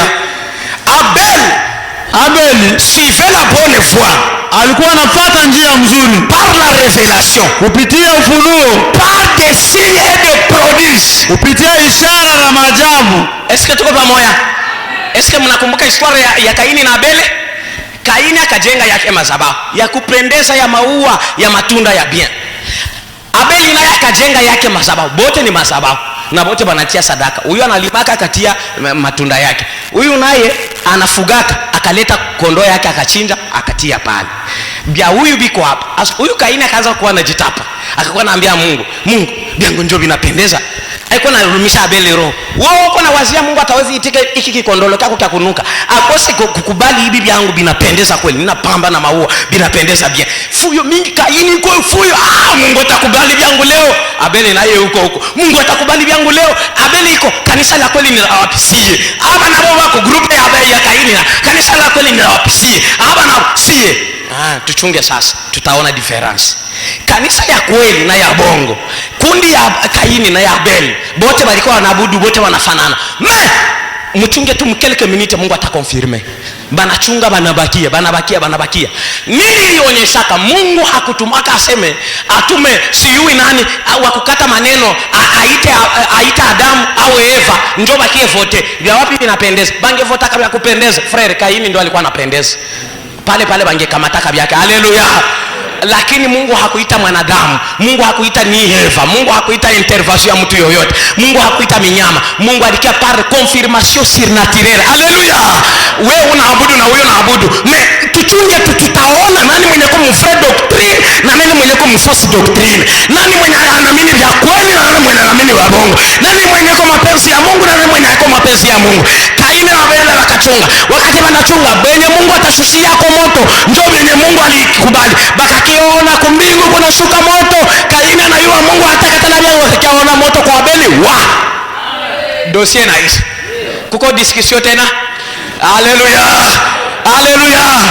malgre vya Kaini vinapendeza, malgre iko na bapastere venye walisomaka, malgre iko na batu seyo ba Kaini alimkamata vyote. Mungu unanikatala. Ndio, Mungu amekukatala. Haleluya. Est-ce que tuko pamoja? Abel suivait la bonne foi. Abel alikuwa anafuata njia ya mzuri Par la révélation, kupitia ufunuo, par des signes de prodiges. kupitia ishara na miujiza. Écoutez maintenant. Sikia sasa, Dieu a toujours confirmé Mungu kila siku anakuwa anahakikisha et il confirmera toujours. na atahakikishaka tu siku zote. Napenda benye bako musingizi batoke. Haleluya. Juto yowe chenye tutaomba ni nini? Haleluya. Dieu a toujours confirmé. Mungu anakuwa anahakikisha siku zote Et il confirmera toujours son église, na atahakikisha tu siku zote kanisa lake, son peuple, taifa lake, par des signes miraculeux kupitia ishara za miujiza et de prodiges. na maajabu. Montre-moi une époque quelconque Munyonyeshe wakati mmoja où un réveil a éclaté dans l'histoire ambao mwamsho iliwezaka zirika katika historia sans être accompagné par des signes et des prodiges. bila kushinikiziwa na ishara na maajabu. Haleluya. Amen. Haleluya. Branham anasema kila mara na kila wakati Mungu akikuwa iko natenda mtaifa, anakuwa kenye kinaonyeshaka kama Mungu iko hapa. Haleluya. Est-ce que tuko pamoja? Anakuwa kana accomplir masinyi na maprodige. Zile masinyi na maprodige, haleluya, njoo zenye zinatumaka banaona kumbe kweli ni yeye. Haleluya. Kumbe kweli ni Mungu ndio mwenye iko hapa. Mungu hapa mwangalia kwa mikro za mrefu, hapana. Mungu hapa mwangalia kwa umati wa watu, hapana. Surtout vile binakuwa vya populaire sana, binakuwa vya shetani. Est-ce que tuko pamoja? Mungu akwake mpopularite. Mungu akwake watu wengi, akwake mambo ya kupendeza zaidi. Haleluya. Mungu akwake mfrancais wala muanglais. Mungu akwake mmarabo shaya na utusemee rabo shaya, kisha tuone rabo shaya mu maisha yetu. Sasa tunaenda kunyumba tuone. Haleluya. Ulituimbia sauti ya bien, zile nyimbo zitubenir. Wakati ninafika kunyumba nione ule Mungu atoke mu mapapie aingie mu maisha yangu. Haleluya. Est-ce que tuko pamoja? Frère, Yesu alihubiriaka mchana yote mzima, batu bakasinzia na kusinzia, habakumuimbiaka, habakutambuaka yeye ni nani. Lakini wakati alikuwa hivi, sasa hubiri sana, ewa na hubiri ya objectif yake babiandiki, batu habakumwaminiaka juu ya maneno. Akakiambia batu, Yohana, uliza wenza mko na nini hapa? Tuko tuna na mkate 5 na samaki 2. Petro, mupatie batu chakula. Tupatie nini? Mupatie batu chakula. Anasogea kwanza, basi sema niko mchoyo. Mwalimu, chakula bako dogo hapa, tutapata haya. Kuko mikate 5. Tena hapana mapengo upe. Bule makate bule wa desa. Sandwich voila. Tuko na sandwich 5 hapa na Thomsoni 2. Eske zitabaenea? Petro ninasema hivi, mugabulie watu. Haleluya. Si Maria alikuwa shabaambia, mkwe mnafanya venye anabaambia, na si hivyo ndio kisa alikuwa anatufanyaka mnyumba. Si Maria alikuwa shamjua. Wana wazee mliwa kabila kufanya kile kesho mumake. Unaweza walikuwa nalala njala na Yesu yuko pale. Haleluya. Akamwambia haleluya. Wakati Yesu alikamata, mmobileta hapa, akabiangalia, akafanya zake, kamata mwende. Wakamata, vunja. Kama ni mwenye alikuwa trojene, alikuwa Yohana. Sibajene ndio habashibaki mbio. Yesu na chakula yetu ya mitume ikunaenda ipatia watu. Sitashiba. Yohana wewe anze kwanza. Wewe kula utosheke kwanza. Yohana nakula. Yesu nataka kufa. Nini shibe mingi sana. Mpatie sa Petro na yakule. Petro gabulia watu. Kamata. Huyo anazola, wagurumana zola vya mingi. Anaona tena chibakuli kinayala. Anazola kinayala. Anazola kinayala. Haleluya. Amen. Eske tuko pamoja? Frère, miracle Yesu alifanyaka hatuwezi weza kuiandika. Eske tuko pamoja? Iko kwanza 5000 personnes pale iko na hubiri. Eske kunaandikwa kulikuwa mikro? Ona mnyie mumuko kama sana. Kwanza 80. Mimi niko na mikro. Yesu alihubiria ka 5000 personnes bila mikro, bila bafu. Haiko miracle. 5000 personnes utaziba hubiri bila mikro. Alikuwa na sauti yake. Si ni ile sauti yenye ilitaka Lazaro ikapita mu makaburi ikaenda mpaka ikafika kwa mlango wa kuzimu ikasema Lazaro njoo. Haleluya. Wakati kuna hubiri meme shuko distrait upendo sipendo utasikia. Nashasema na hakuna interprete. Haleluya. Amen. Haleluya. Wabiene ndio maana niwaambie parfois mnanisikilia huruma. Biene matakufa. Watafanya nini? Nini naamini yaka Yesu mwenye alikuwa anahubiri 5000 personnes bila mikro. Jour kwa jour anahubiri hata ni fortifier. Sitakufa nitaishi. Atanitia nguvu. Haleluya. Kuna mtu anaamini hivyo? Si ni ule Mungu ndiye ananipatia nguvu. Parfois ninahubiri tesa inanetesa. Niko nahubiri parfois ningekufa mais la puissance de Dieu inakuja. Parfois natoka hapa mimi kutingizeka sitaweza. Anemo mama na kila mtu anasema ninasikia nguvu. Bibi yangu ananiambia usitoke, nasema ndatoka. Na kesho naamkia ninaenda mkazi. Kuna mtu anipea amina. Amen. Wakati alizidisha mikate bieneme, anakamata anapatia watu. Watu wanakula. Frère, kama disinziaka tena. Haleluya. Maneno haikuwa mtamu sasa na mikate. Baka mwimbe sana wewe ndio mwana wa Mungu alitoka mbinguni. Natoka tunawaambia benye wako na kukatala ni bachinga. Benye wanacheza. Mama anapiga ile bule wa hivi. Bule mshegezo. Banapiga wanacheza. Haleluya. Kesho bunakucha bieneme. Alikuwa anahubiri maneno ya bia haikuwa anaita watu. Mesiko aligabula mikate. Badala mke asubuhi kate. Haleluya. Bako wanaenda mtafuta. Haleluya. Mwalimu uko wapi? Tushapita kule tunakutafuta hatukukuona. Haleluya. Esko unaamini ya kuwa mikate iliweza ka evangelize kushinda hata maneno ya Yesu?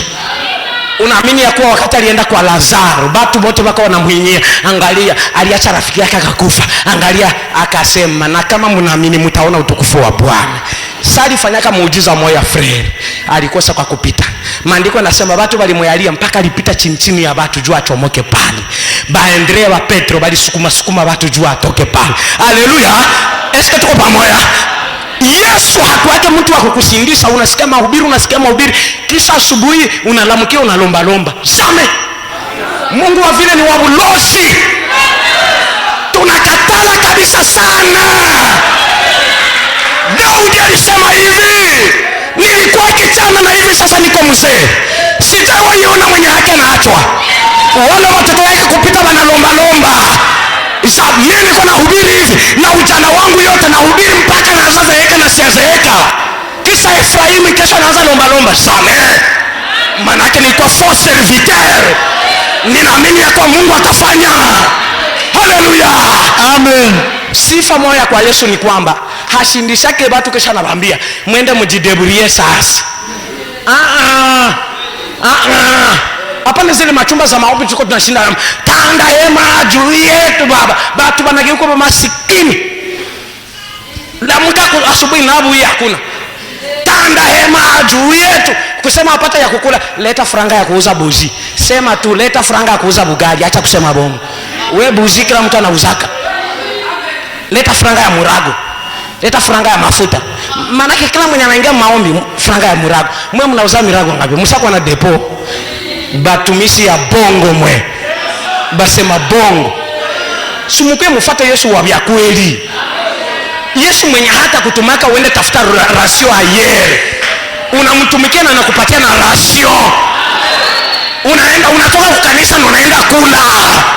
Hatuna message ya kula njala, hapana. Tunakatala sana. Hatutakuwa mikia, tutakuwa vichwa. Haleluya. Imagine Yesu gani mwenye watu wako natumikia, kisha kutumika, kisha nagonjwa msingira, yeye ule kubafumu. Yesu gani? Quel genre de Jésus? Kama bien-aimé ni kugonjwa msingira, huyu Yesu anashindwa kuniponyesha, kisha shetani ananiponyesha. Le choix est clair, frère. Chaguo iko wazi. Si biko wazi. Wewe haurepondre mabezo zangu. Mfumu iko na repondre. Ni kuamini wewe pastor wale naamini mfumu. Muache bakwenda kwa bafumu baende na bako na courage. Kwanza baendelee. Ba pasteur hamuoneshe puissance. Comment se fait-il que un pasteur aligonjwa mwende muinitie mfumu fulani? Ni muulize. Haya gani? Yesu wa wapi sisi kuna tuhubiri? Iko sana bia haya ni vitu hawezi fanyika. Fred Sela na Gonda alienda wapi? Kwa maombi ya Wakadesha. Fred nikiponea kule mwe mlisindo. Sanda toka hamtaniona hapa. Nikihubiri benye habina nguvu. Niache benye biko na puissance. Benye bila washaka kwenye Mungu iko, haiko mbwembwe mingi. Haiko mikro kusema sema hapana. Hapana. Tunaiona kwenye Mungu iko ni wakati Sera alikuwa hapa iko tasa. Anakuya hazalaki. Onode Jésus anazala. Wakati mtu alikuwa hapa iko na magonjwa. C'est la chose que nous voulons. Ndio kitu tunaomba, tunataka. Haleluya. Twende wakati wa Jésus. Sasa na hubiri, watu hawamwamini. Wakati alifanya miracle Bafarisayo bako wanaona hivi. Busiku pakakia Mfarisayo mmoja. Andrea akasema, "Nani kule? Uko na kende ranger mwalimu ashatoka yake na hubiri." Analala. Ndio ndio angali toka kwa mibari. Ni mimi Nikodemu. Nikodemu wapi? Si Nikodemu ule revera wa ule revera wa Mayengo. Revera Nikodemu. Kama nakutuma ukifunga Yesu. Mwambie ni mwalimu nina mtafuta. Haleluya. Mwalimu wa walimu analala iko mzima tena sana. Yeye mwenyewe yuko napitikana. Haleluya. Anaambia diakre Filipo, wende naambia na tena ila mpishe akuye nisha yeye mwenyewe yuko nakuyi. Haleluya. Yesu sasa anakuya, anaanza mtapa. Niliona miujiza yenye ulifanya. Mwalimu mwema, ninakuya kwako na kia kusalimia. Yesu apendake wa kumtapatapa. Unajua Yesu apendake masifa. Achana ba fo pasteur kulipa watu. Frère kiate mwenye pale mbele hivi, utemwanye kama nilikuombea ukapona.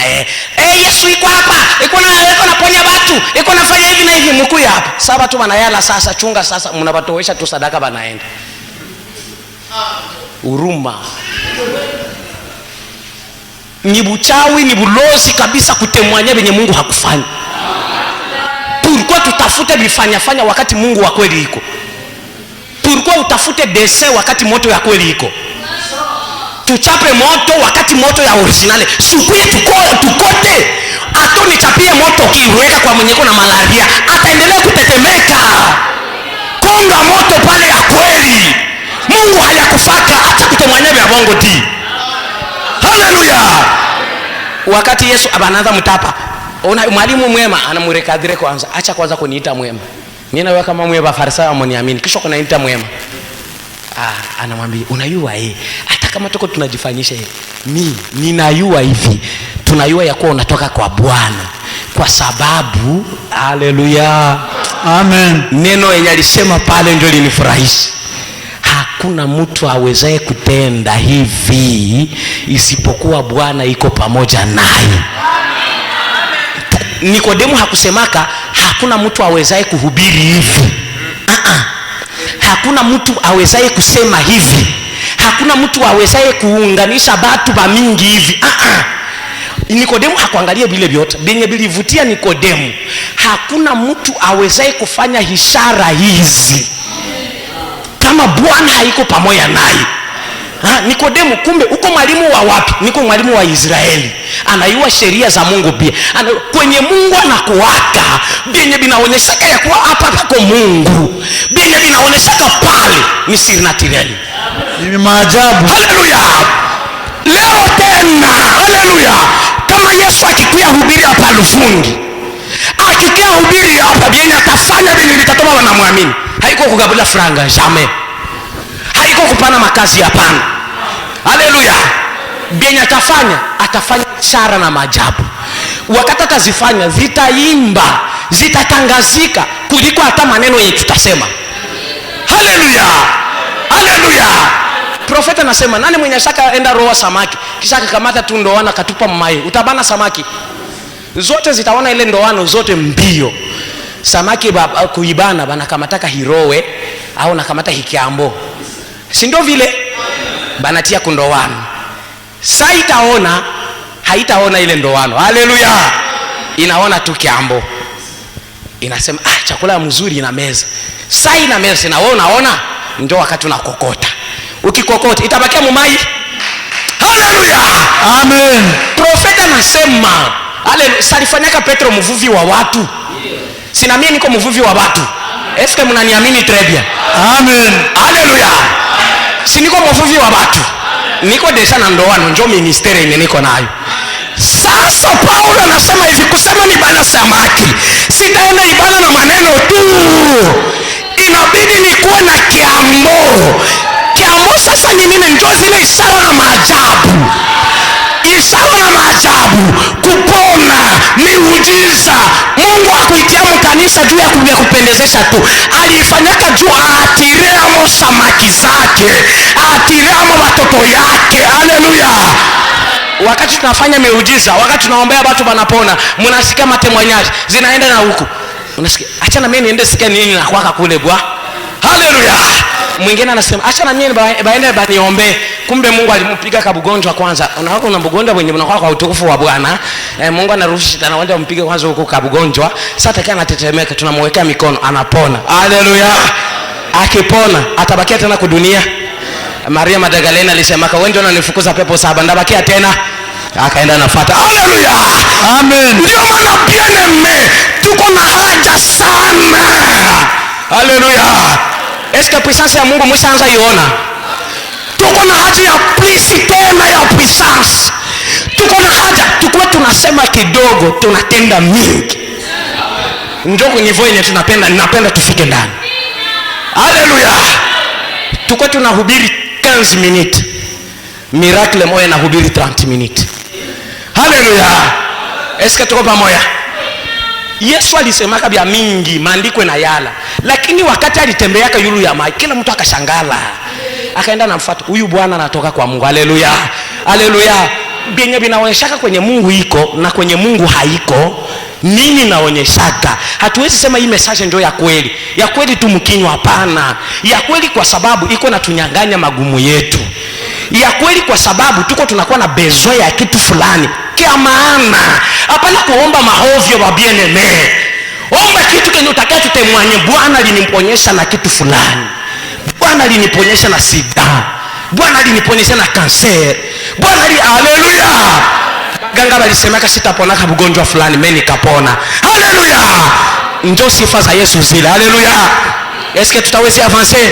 Mkumbuke wakati wa Musa anaenda ku Misri. Wakati anafika pale anakutanisha bashawi wawili. Haleluya. Yana na Yamuri. Yana alikuwa na fimbo, Yamuri alikuwa na fimbo, Aruni alikuwa na fimbo. Haleluya. Lakini Musa anakuja anasema, "We Farao, Mungu alisema utupatie watoto ya Israeli tuende nabo." Farao anamuuliza, "Haleluya. Unakia na ishara gani juu nijue ya kuwa Mungu ndiye alikutuma?" Kumbe mwenye Mungu alituma anapitisha aoneshe kitu fulani juu tumuitike ya kuwa Mungu alimtuma. Eske tuko pamoja?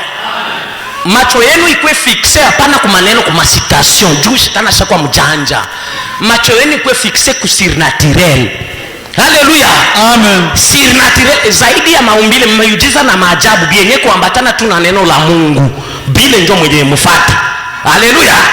Sikubambia fire watu wanaanguka kule wanafanya desordre. Puissance ya Mungu iko hapo. Sasa wanaenda kunyumba wanalala njala. Ndio puissance ya Mungu ile. Banatosha kansere kwa huyu, banampatia tuberculosis. Haleluya. Ni shetani ndio anafanyaka vya hivyo. Mungu yeye anakuponyesha kuna kuwa tranquil na amani mu maisha yako. Haleluya. Amen. Wakati Musa alitupa fimbo na ngoja baoneshe ishara ya kuwa Mungu yuko pamoja na mimi. Paf! Akatupa fimbo direct. Ikageuka nyoka. Yale na Yamure bakasema, ati probleme hii ni Moize na mimi tutaweza bifanya. Haleluya. Haleluya. Bako na hubiri hivi na sisi tutaweza bihubiri. Bali fanya priere na sisi tutaweza ifanye. Bali fanya mafungo na sisi tutaweza ifanye. Ndio sisi hapa tunafanya kama mafungo, zote ni nyoka ziko pale. Na bakatupa paf. Nabo nyoka. Tena bao nyoka hizi mbili. Ya Haruni difference entre nyoka ya Yane na Yamure na nyoka ya Haruni ni kwamba, haleluya, ndani ya nyoka ya Haruni palikuwa kwa presence ya surnaturel ya zaidi ya maumbile, ikavimba ikakamata zile nyoka zote ikazimeza. Haleluya.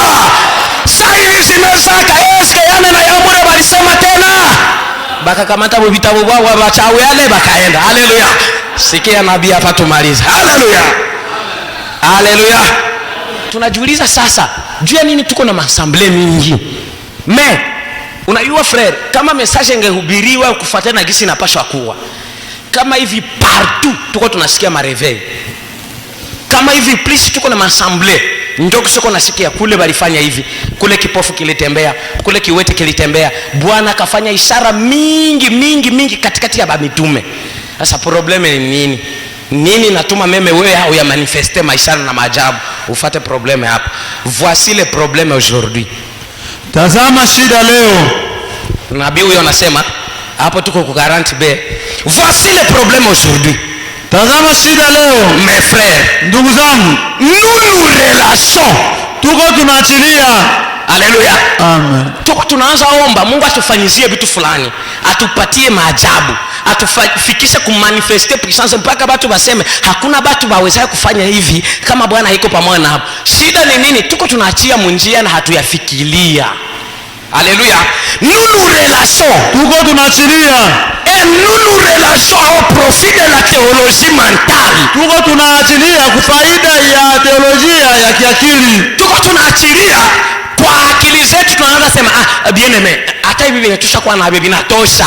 Kwanza mimi hapa frère tushafika mbali. Bien aimé, hatuyaenda fasi.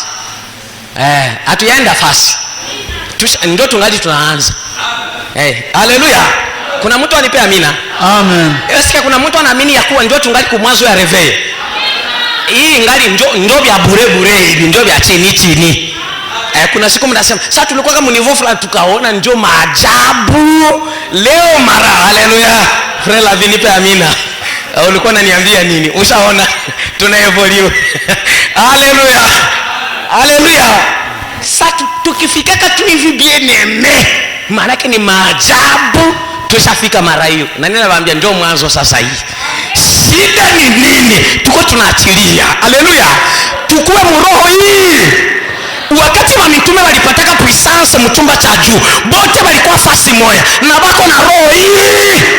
Bote bako naomba Seigneur envoie ta puissance. Ninawaomba étoile du matin, musiombake meme usiku meme mchana bila kuombea puissance ya eglise, bila kuomba puissance ndani ya watumishi ya Mungu, bila kuomba puissance ndani ya watoto ya Mungu, bila kuombea mavase de Dieu.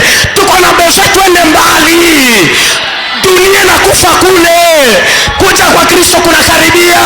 Bibi harusi ngali mudunia. Alléluia. Le problème aujourd'hui mes frères, Shida leo ndugu zangu, nous nous relâchons. tuko tunaachilia, Nous nous relâchons au profit de la théologie mentale.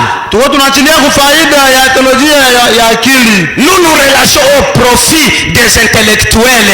Tuko tunaachilia kwa faida ya wenye hekima, Alors que alors que nous devrions prier kwa wakati yenye tungepasha kuomba jusqu'à ce que Dieu agisse dans l'assistance mpaka gisi Mungu atatenda katika usaidizi et qu'il accomplisse quelque chose pour nous, na atende kitu na atimize kitu fulani ndani yetu. Sipendi hata nyewe wote muelewe, ninapenda tu bawili batatu benye batokao bakiroho banielewe.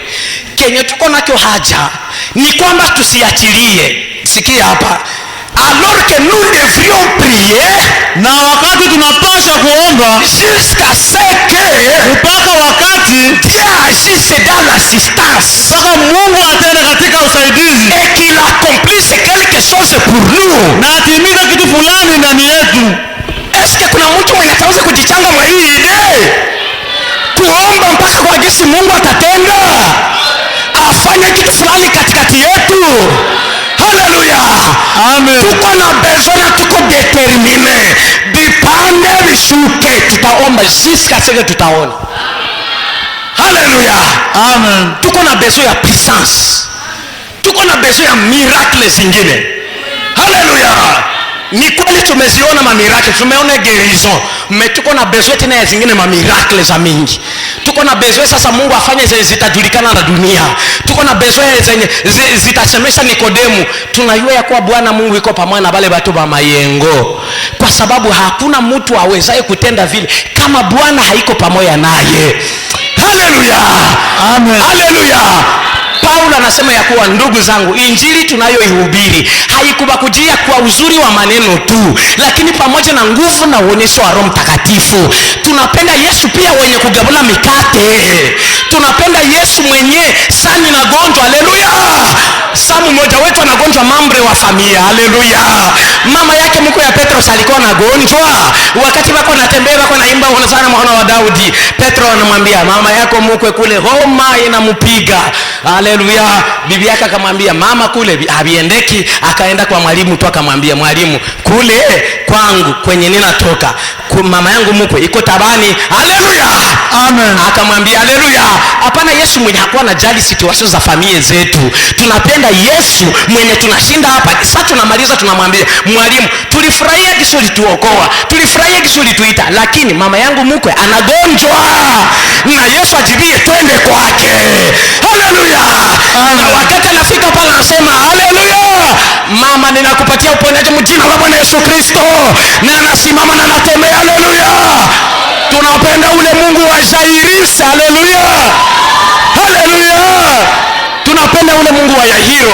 Wakati Yairo alikuwa soda, yuko anatembea. Haleluya, pie wake anakufa. Haleluya, alienda nakimbia. Yairo, naenda wapi? Mbona uko nakimbia samusazi? Ninaenda ambia mwamba uliopasuka. Haleluya, amen. Ninaenda kutafuta mwamba nimwambie fie wangu iko tabani.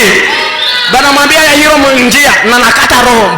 Vindi yako rudia tu hapo, asha kata roho. Anasema hata kama nakata roho bienu bile. Haleluya. Ninaenda kwanza kuambia mwamba ya kuwa binti yangu alikata roho. Akiitika ni muzike sawa. Haleluya. Lakini kama kikatala anakatala. Haleluya. Yairo hakukuwa mtu Mkristo, hakukuwa mwenye naamini, alikuwa mpagani. Tunapenda hapa kukuwe Yesu kusudi basairishe benye bako kule. Haleluya, baamini benye bako kusekre. Haleluya, mnajua ya kuwa Yairo alikuwa muamini wa Yesu kwa siri.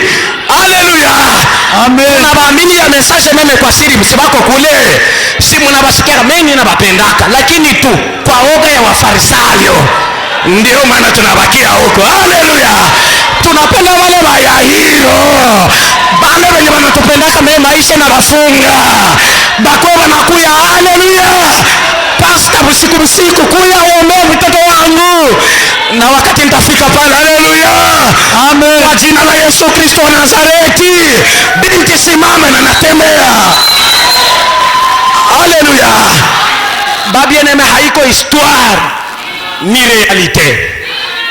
Eske mnaamini ya kuwa ule Mungu iko mzima? Mnaamini ya kuwa tutaomba mpaka tutamuona? Haleluya!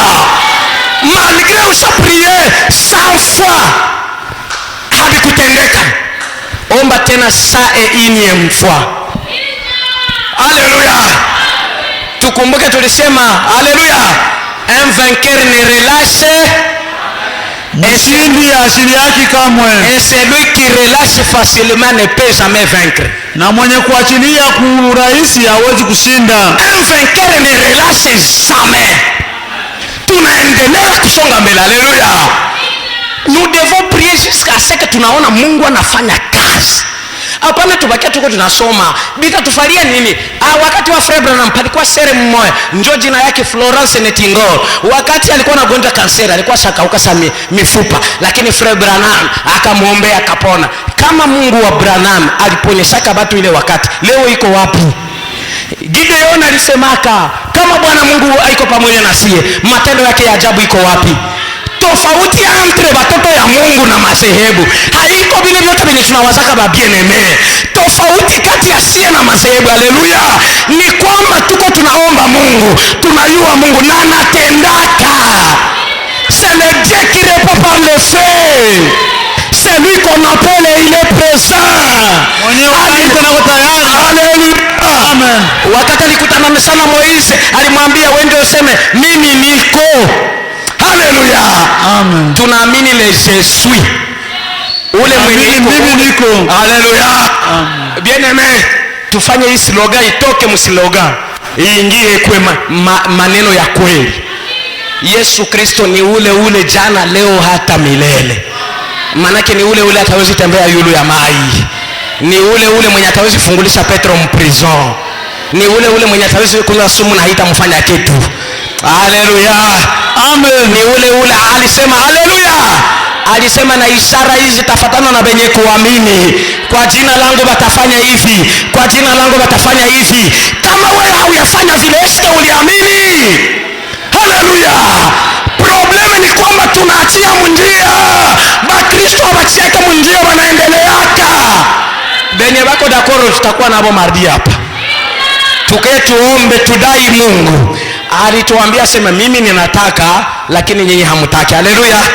Amen. Tena aliongeza akasema vous verrez de nouveau la différence. Mtaona tena utofauti entre ceux qui me servent et ceux qui ne me servent. Kati ya wenye kunitumikia na wasionitumikia. Est-ce que mnakumbuka hiyo? Vous verrez la différence. Hatutaona difference mbingine. Difference entre benye kutumikia Mungu na benye habamtumiki inaonekana namna gani? C'est par le surnaturel. Wakati ya maajabu Mungu akitaka aonyeshe ya kuwa niko hapa, hakuyaka naonyesha mja kawaida. Wakati unatenda hivi anashindikiza kwa baraka za yulu ya binyo na yuwa. Pale ndio tunasema hapa Mungu iko pale. Hatuwezi sema Mungu iko hapa kwa sababu pana benye habakunywa pombe na Mungu haiko pamoja nabo. Pana bengine ni bengine hawavuta cigarette me Mungu haiko pamoja nabo. Pana bengine bako na matendo mazuri me Mungu haiko pamoja nabo. Pana bengine bako siyo na masheria za bia lakini Mungu hai. Nini natuambia kwa Mungu pamoja na si? Ni wakati tunaona ishara na maajabu. Bwana Mungu awabariki.